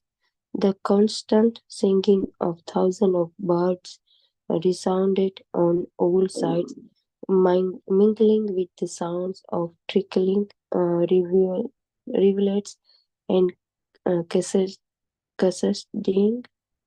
cascading waterfall. From time to time, the trumpeting of an elephant could be heard in the distance. Branches of great trees were bent low under their burden of sweet fruits. From many of them hung large honeycombs, heavy with the thick honey produced by the black bees during around the fragrant forest flowers. Hare Krishna. Hare Krishna. Thank you, Mataji. So here, about the Bharadwaja. So the Bharadwaja had attained virtual omniscience by his long practice of asceticism and meditation. So now, when he is like that, he can immediately understand present, past, and future of the any persons. And now, by looking at Rama and Lakshmana and Sita in a distant place, and then so he immediately sensed the presence of his exalted guests, and he rose up to greet them. Going before the sage, Rama said with joint palms, "We are Rama and Lakshmana, the sons of Emperor Dasharatha." So again, so addressing ourselves, first of all, we need to introduce ourselves. When we are going to the exalted personalities, we need to introduce ourselves as well. To whom opposite person is speaking, they need to know. And then, O highly venerable sage, here is my blessed and irreproachable wife, a princess of Videha. And now they are introducing themselves. And then why they are there. So, because ordered my ever pious father, I have come to this forest to live the life of an ascetic for 14 years, and my brother and wife have chosen to follow me. Please bless us. So, this is introducing themselves and their purpose, why they are going. So, but he did not immediately ask, "Oh, Bharadwaj, what are you doing? Why are you doing here?" And about well-being, many things. He did not put all these things. First of all, introducing, and later on, so by the time itself, disciples of Bharadwaja has given all the information about the great sage. So just this is the way of behavioral things we need to learn. And Bharadwaja gazed upon the faces of his guests, understanding their divine identities. So immediately understanding their divine identities. Seeing he is the supreme personality of Godhead. Bharadwaj is a great rishi. He understands, like Vishwamitra. He knows that Rama and Lakshmana are the supreme personality of Godhead himself. And then he took them with him to carry out the yajna. And also he wanted to give all the kinds of weapons and everything, mantras, bala, ati bala, everything to them. And then likewise, even though Dasharatha was a bit hesitating, Vasishtha assured him that Vishwamitra is not ordinary person. Just send them with him. So likewise, rishis know about the identities of Rama and Lakshmana. So he offered them various delicious foods prepared from the wild roots and fruits. Roots and fruits. And then, so looking at Rama, tears flowed from Bharadwaja Rishi's eyes as he spoke to Rama. So this is the Tapaspino Dhanapara, Isispino Manaspino Mantravid Sumangalaha Kshemam Navidanti Vina Yadarpanam.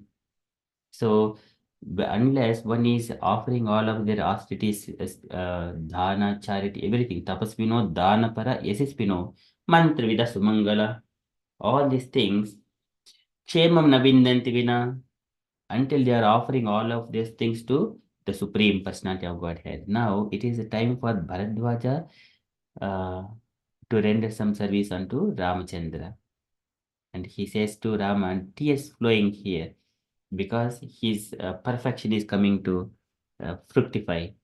I already knew of your exile and have been expecting you to pass this way. Your auspicious arrival here at my hermitage signals the success of all my austerities and sacrifices. So this is how a sage's life and austerities will be successful. Rama has to visit, Krishna has to visit. And whenever Krishna, there is a Bahulasva and also one more Brahmana. Uh, what is Brahmana's name? Is this Shruta, uh, Devas? I think something like that. Satananda Prabhu. Mataji? Satananda Brahmana. Bahulasva and Shruta Deva. I think Oh, should. okay. So in order to go there, he has taken all sages along with Krishna. And then he was visiting Bahulasva and that Brahmana in the same kingdom, in the kingdom of Bahulasva only. At the same time, the entire entourage, Krishna, he made himself into two different parties with all the sages, the same sages. If there are 100 sages and Krishna, he made like one set and another set. Two sets are parallelly going into one set to Brahmana, another set to the king, Bahulasva. So likewise, all of their austerities will be coming into the success, perfection. So here, this sage is mentioning it signals the success of all my austerities and sacrifices. It is highly difficult to have a sight of you, and today I am supremely blessed. My dear Rama, if you so desire, you may remain here in this delightful stretch of land, which is quite suitable for the life of asceticism. So Bharadwaja wanted to render some service. Now, Rama is acting on the mood of a human being. Now, what he is going to do? So, and smiling and graciously accepting the sage's offerings of love, Rama replied, this hermitage is well known and not far from the state of Ayodhya.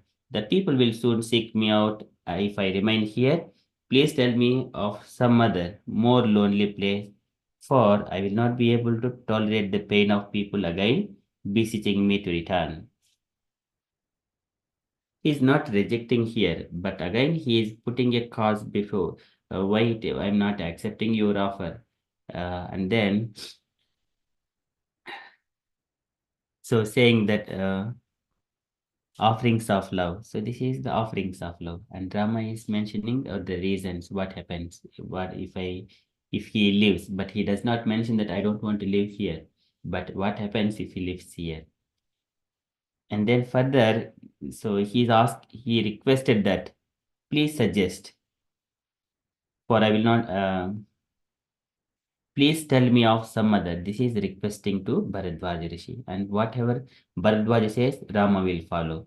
Bharadwaj understood Rama's concern. He directed the prince to mountain named Chitrakuta. So as a Rama, Lakshmana and Sita, they can go by themselves wherever it is a lonely place. But again, asking the sage, and whatever coming from the mouth of a sage, it would come in true. And whatever they bless them, it will come all auspiciousness. So that's why Brahma also mentions na bharati mingam rushopalakshate navai kwachin me manso mrushagatihi. So enme bhurus kanti vata dritto harihi. So I always keep the Supreme Lord in my heart, in my throat, in my heart. Whatever I speak, it will come true. I will never ever fall into illusion at any point of time. So whenever Bharadwaj he blesses all auspiciousness onto you, it will come to Rama, Lakshmana, and Sita. And if he says that you go and live in the Chitrakuta, they will go there. And which is lying some 50 miles away. After spending the night at the sage's hermitage, the three travelers set out the next morning toward the mountain. It lay across the Yamuna, which they crossed by means of raft constructed from the timber and bamboo. So they have crossed that river, and then um, so they are going to Chitrakuta mountain. As they walked toward Chitrakuta, they saw again countless varieties of trees, plants, and spreading everywhere in tableaus of rich colors. The constant singing of thousands of birds resounded on all sides, mingling with the sounds of trickling rivulets and cascading waterfalls. See, just by reading itself, we are feeling so much of happiness. And what to speak of by just living there, passing through that forest. That is the happiness of um, the nature. We should not put all the factories and so many these are things. This supermarkets, it is not needed actually. People are bombarding everything with the modern technology, phones, TVs, television, so many things. So from time to time, the trumpeting of an elephant could be heard in the distant. Branches of great trees were bent low under the burden of sweet fruits. Again, there are in the forest so many sweet fruits exist. From many of them hung large honeycombs, heavy with the thick honey produced by the black bees droning around the fragrant forest flowers. Yeah, so this is very beautiful things when we used to go to the forest. It is my experience as well. In the forest, there is a honeycomb which is on the top of the rock, and which is highly unreachable. The honeybees goes to the unreachable places, and like here, many of them hung large honeycombs as well. But going and bring that honey is also a bit difficult. The honeybees may bite us. We need to be very careful covering our body with all the clothes or big a blanket and then go, or we need to put some kind of fire so that they will go away and then we can collect the honey. It is the process followed by the people live in the forest. But as children and the teenage children for exploring all this forest and the fruits, we used to collect the fruits and eat some red berries and big berries like small fruits from the forest. It is so delicious. Buying from the shop, there is no much enjoyment in it at all. But when we are picking the fruits directly from the trees by ourselves, which is coming from the nature, it gives so much of happiness. And also the honey. And this honey, we do not have all kinds of equipments like to have a nice pot to collect the honey. But children will go and they will take with their hands, and the hands will completely wetted with the honey. We used to lick the hands just like that and looking each other and enjoying that moments. That is the beauty of the forest. Okay, so and this is the whenever they're going, they're seeing all this beautiful forest and the things. Okay, so there is, I think there is a few more. I shall read this a few more paragraphs. Um, Sita was captivated by the beauty of the forest, touching and smelling the many blossoms that hung all around, completely forgetting his grief and anxiety. Rama laughingly held her hand and told her all the names of the trees and plants. The three travelers were elated simply to see such a celestial region. In great happiness, they moved toward Chitrakuta. So again, here, when we go to the trees, we need to be aware of what kind of trees they are, names of the trees and plants. There are different kinds of the trees.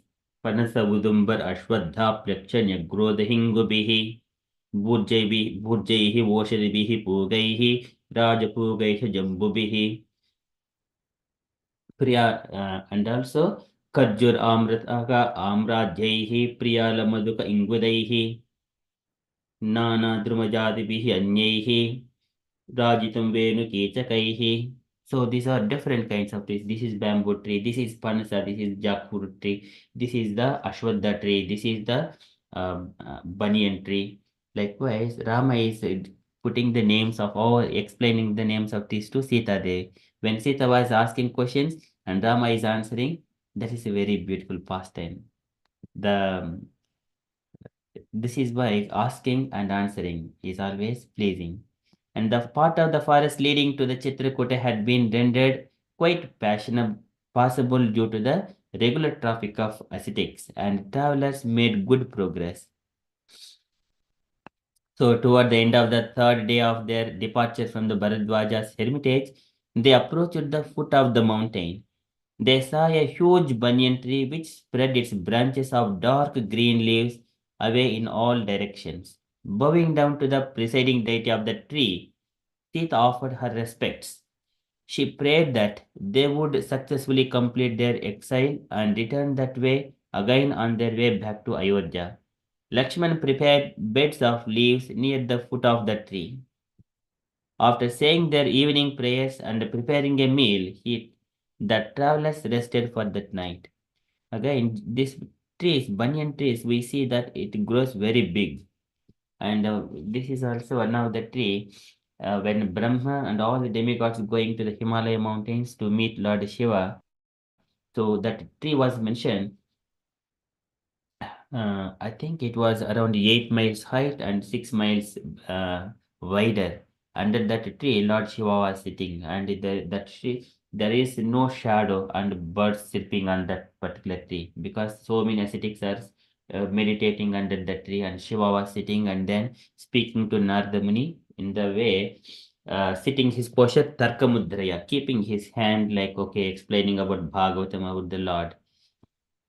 So this banyan tree is auspiciousness, uh and where mostly we would see Lord Shiva is sitting in the Himalaya mountains, the big one. And now Sita Mata wanted to offer her, she offered her respects to the presiding deity of that tree. So it is also called Vatavruksha or Nyagrodha. This banyan tree is called Nyagrodha or Vatavruksha. But Ashwadha is a different one. Ashwadha is a people tree. It is Krishna. So he says, Ashwadhanam Sarva Rukshanam. He says that I am the Ashwadha tree out of all the trees. Likewise, this banyan tree is having, I think, Lord Shiva. I think I don't know, but I'm guessing that one. So Lord Shiva sits under the banyan tree. Krishna sits under the Ashwadha tree. This is how I understand. And she offered her prayers, and they would, because they wanted to take rest on that night there. After doing evening prayers and preparing a meal, the travelers rested for that night. But Lakshmana, he was still waking to God, Lakshmana, Sita and Rama. So at sunrise the following day, Rama and his party moved on again with a great Chitrakuta mountain rising ahead of them. bluish in color. It was covered with copses of green, yellow, and red trees. Numerous waterfalls sparkled in the morning sun. The mountain was sheer in places, smoothly sloping elsewhere. Its snow-covered peaks disappeared into the clouds. The travelers stopped and stared for some time at its majestic beauty. They began to ascend the mountain and some way up its side arrived at the hermitage of the sage Valmiki situated on the broad plateau. Okay, so now they have come to the point, hermitages of sage Valmiki. Valmiki is the composer of Ramayana. He has written Ramayana. So while Rama and Lakshmana and Sita, while they are there itself living, and at that time only Valmiki has composed Ramayana.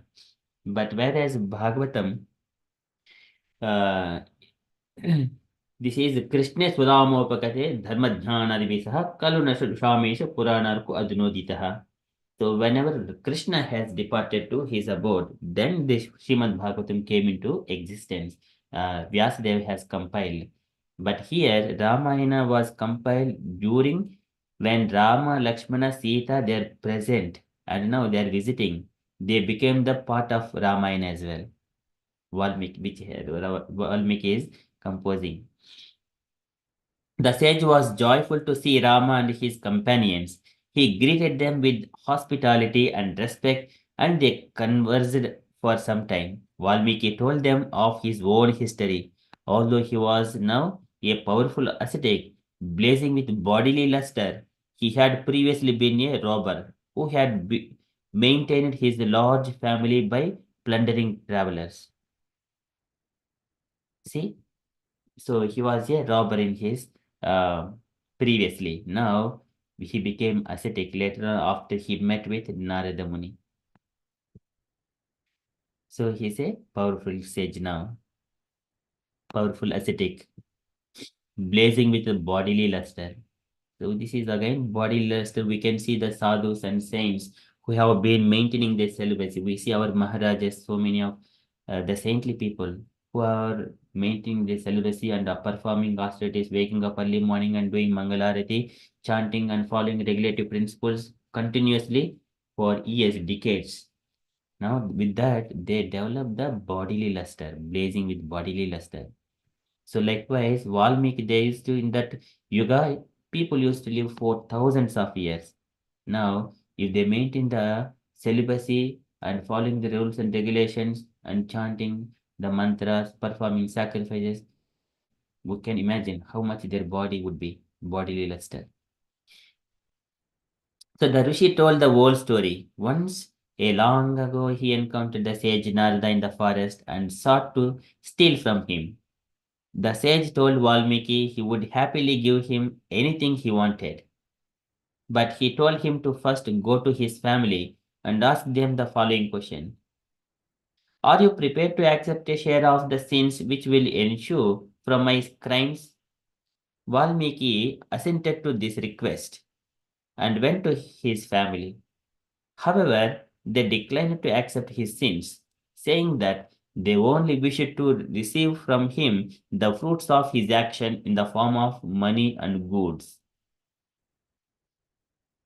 So they did not accept any sinful activities from the father, that is Valmiki, when he was a robber. As a robber, he was doing everything.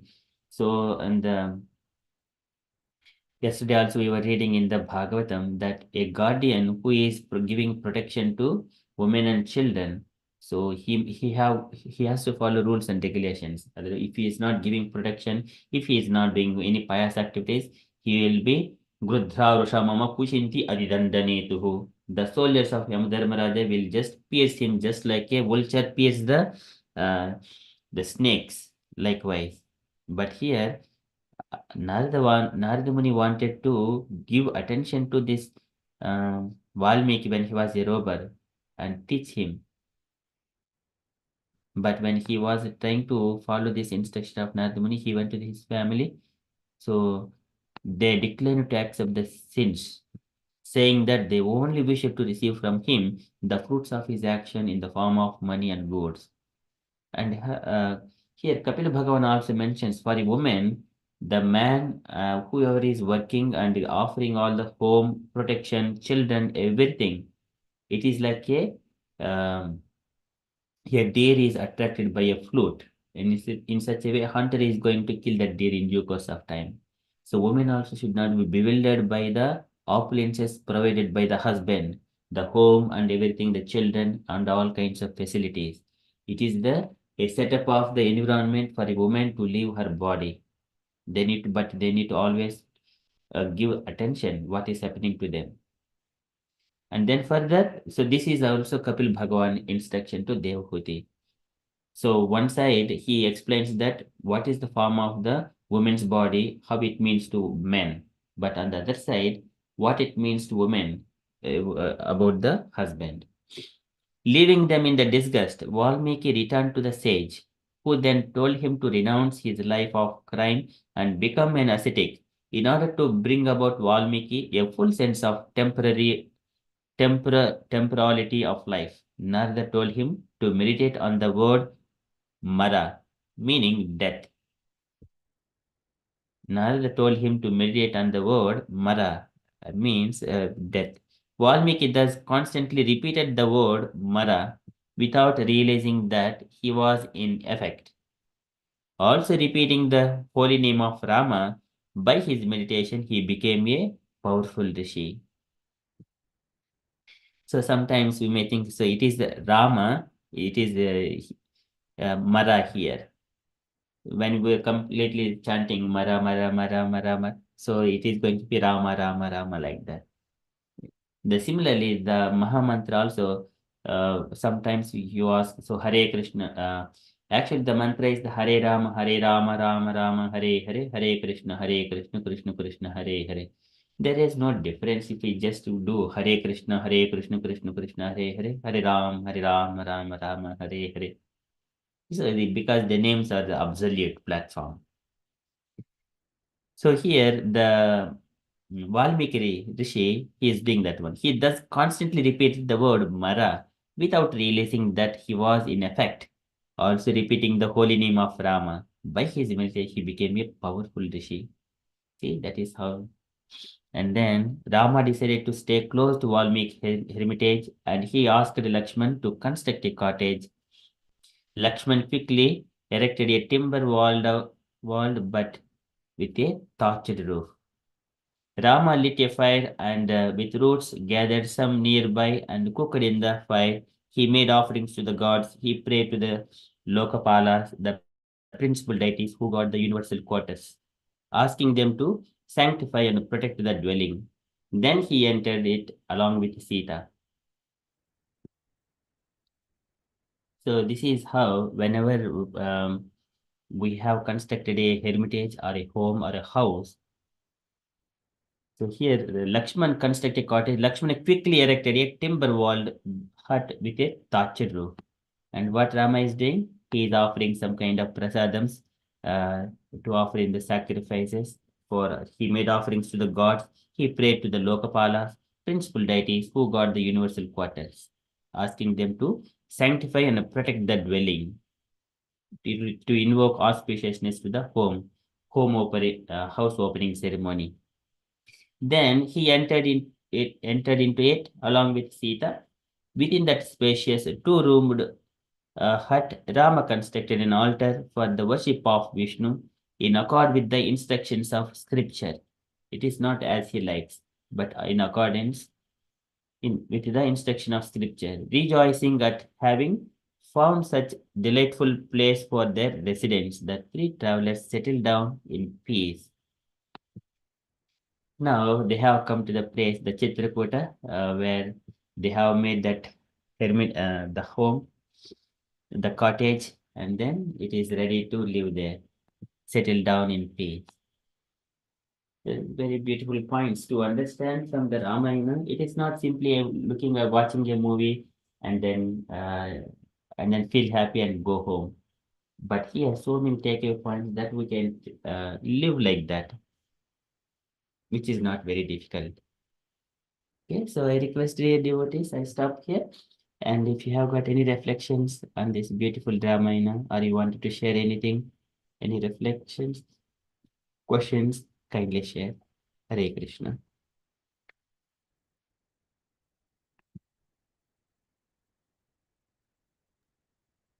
Hare Krishna. Just want to reflect on the verse throughout how it says how the forest is so self-sufficient. Nature has it that it provides everything that one needs, and the beauty of the forest that we take for granted in reality. And as you say, even in this country, you have forestries that are so beautiful, but we do not relish it as much as we should. The sound in the forest, the beauty, the nature, the natural living entities that gives us beautiful songs, the stream of the water that trickle beneath the earth, the trees that makes beautiful, musical song, rhythmical, beautiful. If you listen to it, it's absolutely beautiful. And the beauty of these visitors, how Rama and Sita relished it so beautifully. Sita, with all her heart, she surrendered and she went along with her husband. Those were the days when women just, respect their husband 100%, and the relationship was a lot richer. And when they went to sleep eventually after reminiscing, and I think when in the first paragraph, I think it says about there was a comment made by Rama and Lakshman. I think they agreed that Keki would be happy now, and they hope that she's restful, she's sleeping well after she got what she wanted. I wondered if that was a little dig, a bit of anger, because it's not like Ram mentioning it. It was all through Ram was talking about his family and everybody just as equally beautiful and respectful, and he respected them wonderfully. So yeah, this was the only question I had. Why was that mentioned? But the whole reading that we did today was absolutely relishable. It followed through from the last time. The last time we read this Ramayana passage about how every step of the way was just so blissful and beautiful. Yet we have this kind of thing in life and we don't relish it. We ignore it. Oh, that's by and by. So why do we take it for granted, don't we? And we run for the trinkets, for the shine. Something that glitters is not always gold, is it? So that's what we get attracted to, and we run after it, and then we have a big letdown because we find out it's not nourishing, it's not relishable, it doesn't keep you alive, it doesn't out out outspend your lifetime. Whatever you're meant to do, be here for, it's not going to be take it away and make it more. You have to go when you have to go, and you will go open-handed.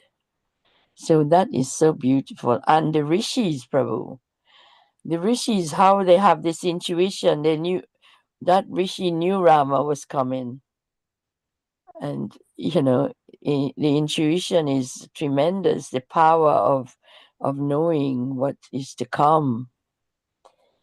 And the whole story and the forest was illuminated with their presence. Even the rishis, the company was so overwhelmingly beautiful. And when Lakshman was Rama was trying to get rid of Lakshman to go back home, he knew Lakshman wouldn't go, but he had to do what he had to do because it's a done thing, the respect and having to persuade him. And in a way, it was a test of Lakshman, isn't it? How dedicated he is to staying with his pure brother is so beautiful, pious brother. Yeah, I can't tell you how relishable this is. So beautiful. And how Sita relished it all. And the time when they were sleeping, the top paragraph, how when the moon was shining, it was like two moons laying there asleep. It was so beautiful. The way this passage is described right at the top, the first paragraph, when they fell asleep, and Lakshman was was looking over them and saw it was like two moons asleep, or was it three moons? I couldn't remember. The 2 months Ram and Sita. Yeah, it was so beautiful. The And 1 moon, like, and when the smoke was giving them sign where you get that in reality, you know, when people in the forest, you see a smoke, you know, there's life in the well, human life in the forest. And Prabhu, you live in an area where they have beautiful wooded, forestry. we used to live in a village which is near to the forest. And I used to, in my teenagers, I used to go to the forest and collect some firewood to home and collect some berries, fruits, going with children, enjoying that nature. Yes, I did that as well. It was beautiful. Collect firewoods, yeah, and berries. Our fruit trees were right in the forest, you know, and everybody had a plot of it, so they had their fruit trees there.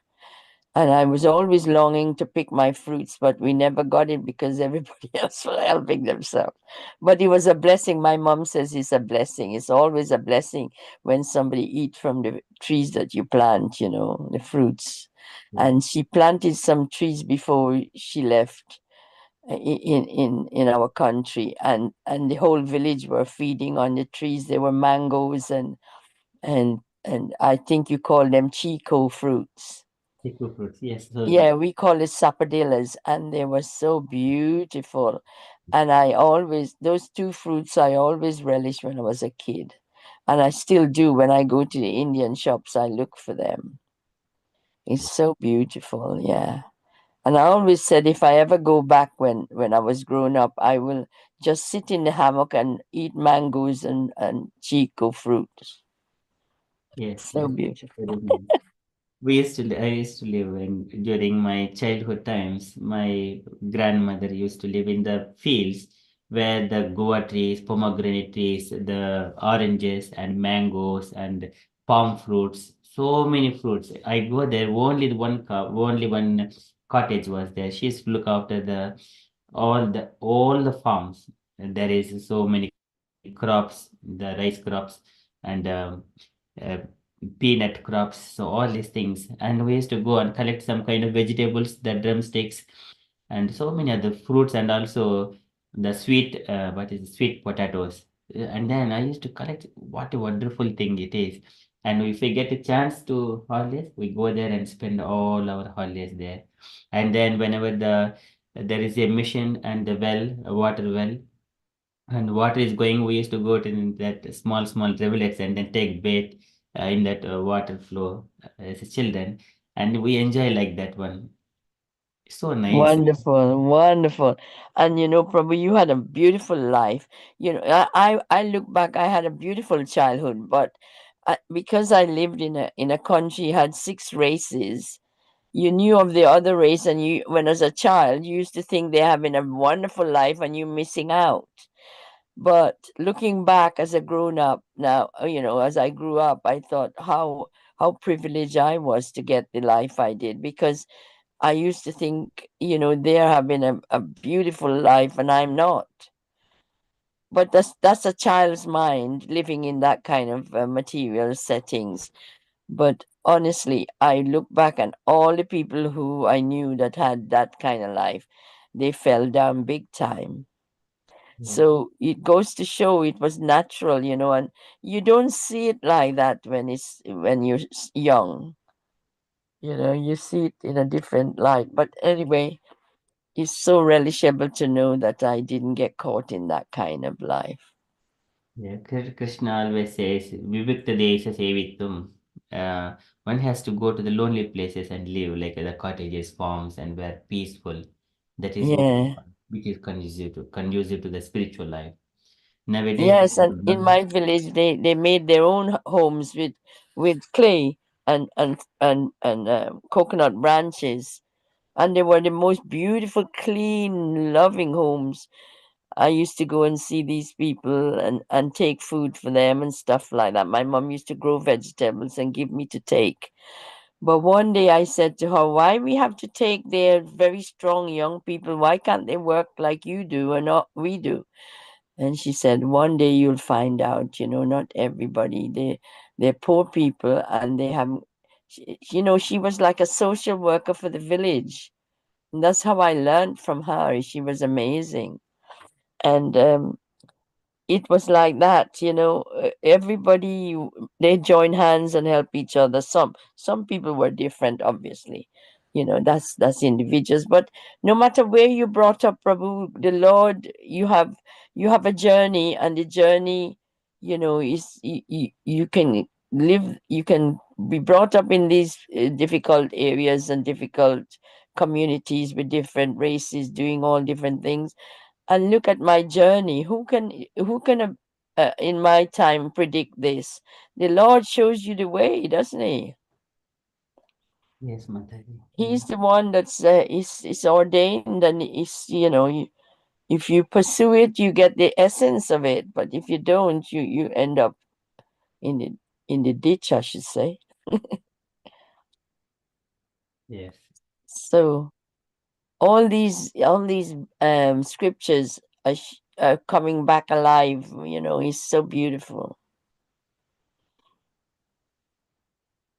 Yes, Mataji. It's just we reflect about our life. Yes, Yes, very true, Prabhu. It's a childhood is very different. And yes. nowadays, these children have a very different childhood. So, Right, let's try your phone. You also you had got can't walk with kind the of Mataji. barefoot, Prabhu.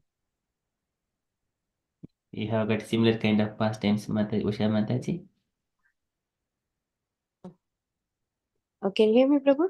Yes, Mataji. Now I can hear you. Oh, okay, because my maybe yes, the same thing, Prabhu. Now the childhoods, like Chandrakani Mataji in your childhood, and the similar way you pick up the berries and then go to the field and then get that.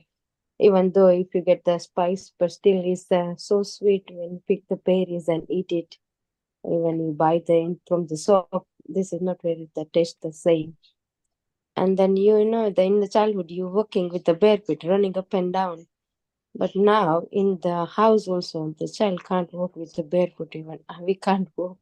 Yes, And then how look that Rama is and true. Sita and Lakshmana, they walk in the forest. Uh, Even though the barefoot is like, just give you that goosebumps. So how the way they are in the forest, they living with the yes. So it's very true. The childhood, yes. It's a beautiful pastimes. It is the Ramayana is bringing all those things when we are reading.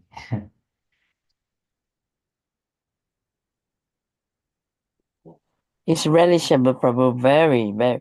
And I remember my mom used to give waters to the workers in the field. She would bring these berries, and we will all be queuing up, and we jumping to joy when we see her coming with these berries, and we sit and eat. They were passion fruit. You call that, what do you call it? We call it passion. Well, we didn't call it passion fruit. We call it sumatu. You say sumatu?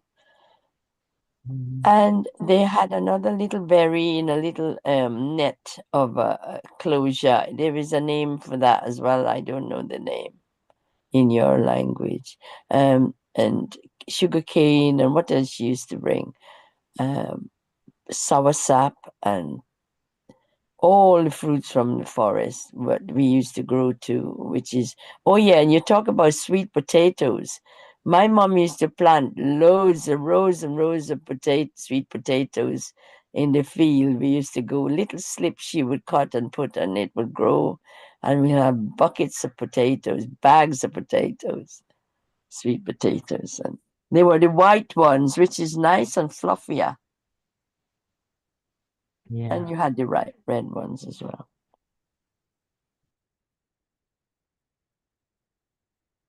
Very nice. Nice to hear those things. And different kinds of flowers. So this is Mandara, Kunda. So Kunda Mandara Kutajaihi. Sutapotaihi Alankuritam. Jasmine flowers, Mandara, Nandini flowers, Nandivardhana flowers. So many things. So whenever it is evening, the flowers are blossoming, the smell is spreading around the environment. I used to like that one very much, but we don't recognize. But we thought it is normal, and but we were put in that area, in that place. When I went to India and I saw these beautiful trees and flowers, they weren't they were like hardly any leaves on some of them, but the flowers were amazing. It's just similar. Some of them are similar to my country because it's tropical. But I was thinking about your grandma's place, how relishable that was, and how much you relished it and not took it for granted. Because when you have all these things around you, you tend to take it for granted, and that's why you became like you are. You value life and you value everything, and your spirituality heightened through all those experiences. Your grandma was so special. She took on all the farms around her. I mean, that's not an easy thing, and it reminds me of my mom. And the fruit trees that you describe, oh, how beautiful. She had all those fruit trees, and in the tropics they provide so much fruits you can't manage them. You know, we used to share. I remember going to school, and on the way I always there was something about fruits that I always longed for. I love fruits and nature, and we used to steal the little, you know, I don't know what you call it, byre. You Yeah, call it byre, don't yes, you? we just peer into someone's lands and then collect one or two fruits and then come. We didn't go in the land, but they were hanging out from the fence, and we used to steal them. And tamarind as well. There were always tamarind trees all over the place, and we used to go and pick them and eat them green with salt. Yes, yes, that's true. Yes, we did the same thing. Tamarind. We used to take And we did all these things so beautiful. Where would you find that nowadays? They chop all the trees down. It's so Yes, sad. yes, Mataji. It's so nice. So Mm, nice. And wonderful. yeah, and the buy we used to The pinch, and mouth is watering when you read that when you're saying. Mm, yes. And guavas. You say guavas, don't you? yes. Do you call guavas something else? No, in a language our call champer. My Sampat. language. Yeah. So where Oh, you from, Mataji? Which country? Guyana, South Oh, America. Is Guyana. Okay, Guyana okay. is Yeah. near South of Yes. America, yeah. Okay. Near Brazil and Venezuela. Mm-hmm. All these country, my country is absolutely beautiful, but politically is ruined. Yeah. Like most of these dictatorship country, the communism country, they say they're communism, but they're not. So anyway, it's so beautiful. It's Guyana means land of many waters. So you have water all around. You have trenches, rivers, creeks, swampy areas. We lived in the water when we were little. We loved it. And there's crocodiles and everything around, but we didn't care. We used to go in them. Or fully clothed, of course, you know, because we were Indians and we kept our culture. It's like that. But we didn't speak another language. Girls didn't speak another language. The boys did, because they can go all the extracurricular, um, you know, classes were in the evenings, and only boys can go. But they are all elevated in that field, but we didn't get any of that. So I look to you to educate me. And when I start coming to you guys, I started learning Sanskrit. Well, I started around that time, in the COVID time. Very nice. Is Gauringi Mataji there still? Gauringi Mataji would have been going to the salt and the chili powder, bringing some tamarinds, and then raw mangoes, maybe just mixing and then just cracking. And making chutney. Is she make chutney for us when we go to her house? Yes, Mataji. I heard you Oh, all you've been talking about listening. this. Oh, wonderful. Yeah, I'm listening, Mataji. So beautiful your childhood and your summarize is very nice, Mataji. I love that one. Then I think about that, what you saying, Usa Mataji and you, beautiful. About the Rama, Lakshmana, and Bharata, they are in forest. You said all of that, Mataji, very nicely. I appreciate that. So, Prabhuji, I'm listening you, all of you. So, all of God childhood is very, very, very beautiful. So, I appreciate Mataji and Prabhuji. Hare Krishna. You want to share some of yours, Mataji? Have you got something Um, different? Not different, but we live in village before when I was child. That time, everyone like that went to school, back to home, then do homework, eat thing, then it's getting dark at home. That time we don't have light. We use different kind of light, who use the mitika before we call that. Then we use that one light. So evening time we learn about. Then my father and mother, they are also spiritual, like they every not every, mostly evening time my father read the Mahabharata. He have a very big book in Mahabharata. Then we listen that. Then he said, "Which one you listening one?" He asked with my mom. Then my mom told him sometime someone, sometimes someone. Then I know is the Karnavad. That time he read very like tune one very nicely.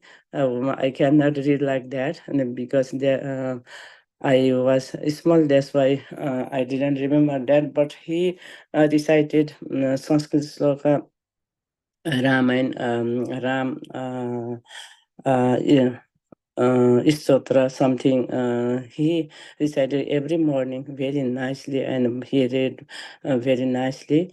Then we heard that sometime he read Adi Parva, everyone. Mahabharat. That time I know also Ramayana. He don't have Ramayana book, but our one relative have very nice book. That time I saw that is a photo there, color one, Ramayana. I saw that. Then he bought from our relative home. Then Raman also he read. So we all of keep quiet and we listen that. So that time is very nice. Then when I went to school, then back to home, then morning time, sometime Saturday, I went to ride buffalo, then back to home. Then one times my every time my mother pulling the milk from buffalo with tiny baby buffalo. I was to how to did that. Then I asked to. Then I saw the buffalo was very tiny and very nice, young and nice. Then she is very good. Then when my mom they pull the milk, the milk is coming down nicely. Then I saw that. How can you do that? Then she said, very easy. Then can I do that? Then she said, yes, you can. Then that time I was 11, 12 years, maybe 10 years. Then I did that. It's very easy to. Then the buffalo was very good. She didn't hit me. She gave to me tossed to her milk. Then I use that. Then sometimes I pull the milk myself. So that one is a very nice for my childhood. Mataji, Hare Krishna. So wonderful. See how much you're Very able to describe it beautifully. Thank you. Then morning times, sometime we went to for cut the grass, and I can see that land. Then we bought the grass for the buffalo, and we don't have a cow, buffalo, and bull. We give to them that one. Then afternoon went to school. That's it, Mataji. Haribol. Thank you. So nice. very beautiful memories to bring out. Yes, lovely. But that pastimes, the childhood pastimes, it is relishable. But once it is past, we can't go back again to the same age or same environment. Entirely different if we go. If we go to the forest, it will be. Yeah, but do we go or not? So that is No, we don't choose to go there. It's a dream I have, but yeah, never mind. Maybe in the next life I would. no, no more next. No, I go to. You want No, I don't want to have next life. You're right. I want to go with Krishna. I want to grow his garden and provide flowers and put the flowers at his lotus feet. yeah. Prabhu, can I ask a question? Yesterday, I asked this question about worshiping, washing the feet, and then I was talking to one Mataji after, and on Mataji, I was saying I've been coming to the temple in the mornings, which I relished a lot.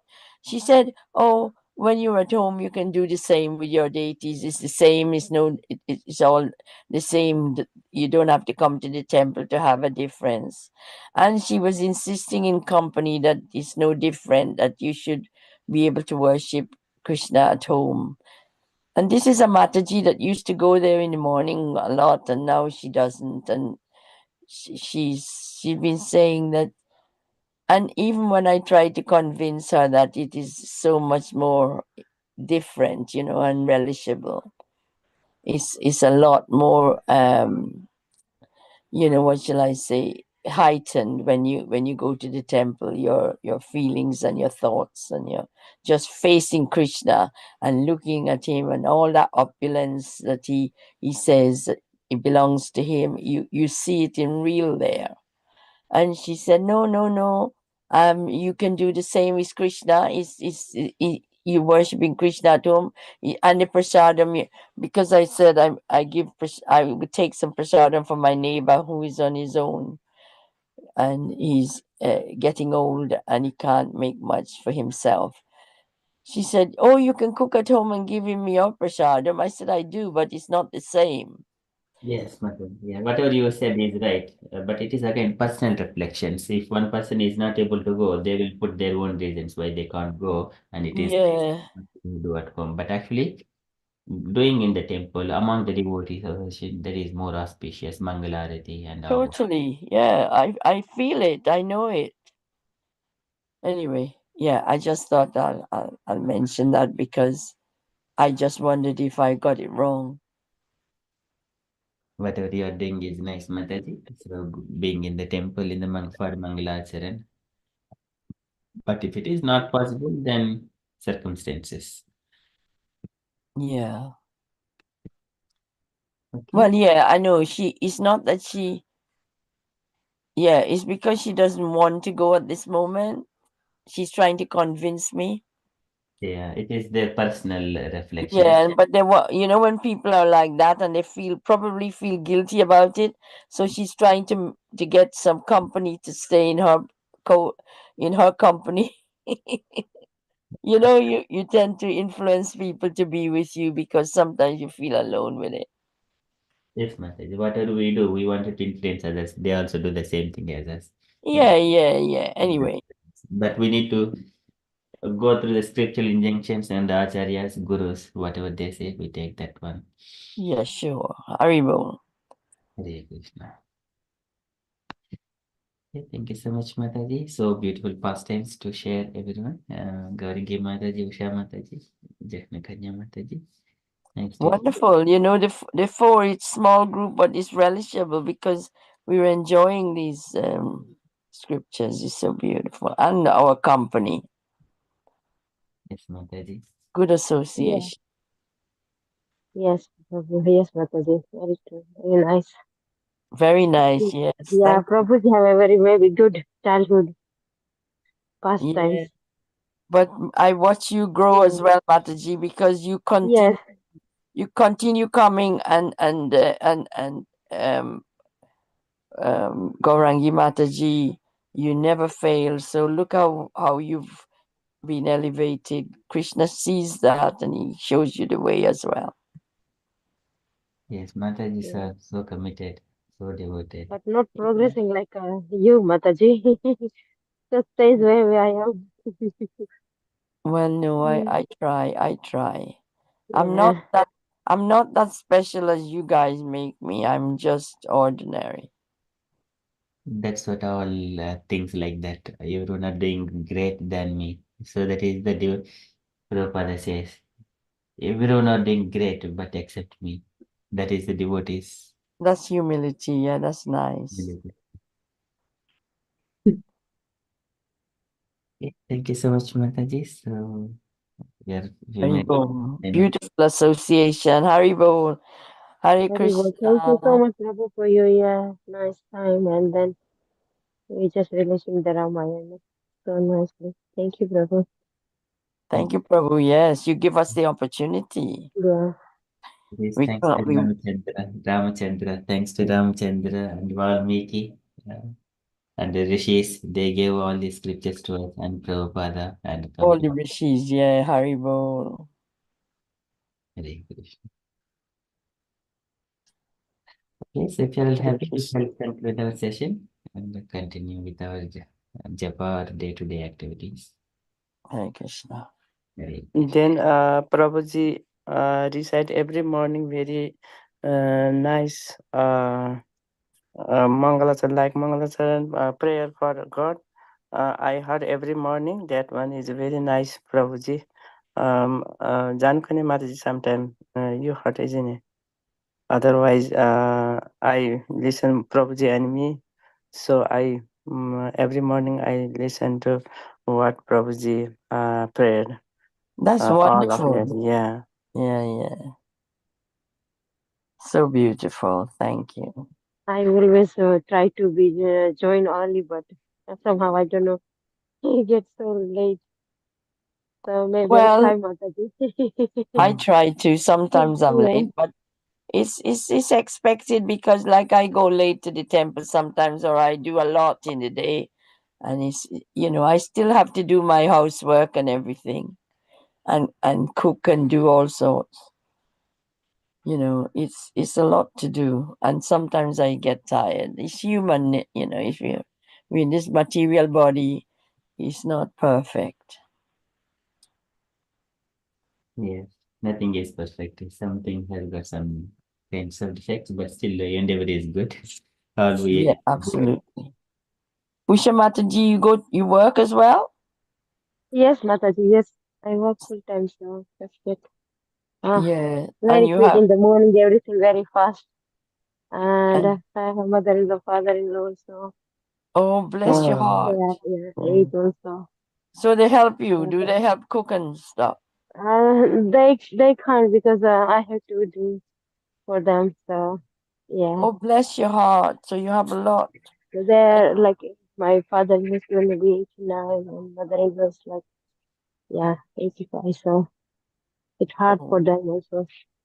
At least they are yeah. doing their things, so I don't have to do. But still, yes, I have to help out everything. I don't see you at the temple now. I suppose you're busy, Yes, sometimes Haribo. the You have health and children as everything. well, Mataji? Yes, I have two boys, Mataji. Yeah. So Studying Mataji, also. Meena Mataji not coming back from India, She Mataji? think, I think, I don't know, maybe a week after, or I'm not sure, Mataji. Okay. Because she had a very good time in India. She get all the dance and everything. Yeah, is But I haven't heard from her recently. I haven't get a call from her. Yeah. she So not hopefully coming to this time Song. Krishna Is is back. Hemlata Mataji and she is not back to Oh, Song. Not Himlata there. Mataji also still is in India, right? Yeah, She's when in Mayapur Ah, at so the she is nice. moment, Mayapur. but I think she'll be coming back soon, yeah. Oh, she Okay. is in Mayapur, Mataji. Well, she been to Vrindavan and now she's in Mayapur. Oh, I didn't Oh, know. She is Mayapur. Oh That's good, yeah, Mataji. she goes to India quite a lot, bless her, so Hmm. nice. because her husband's there, yeah, Mm-hmm. and family, Haribo. Very good.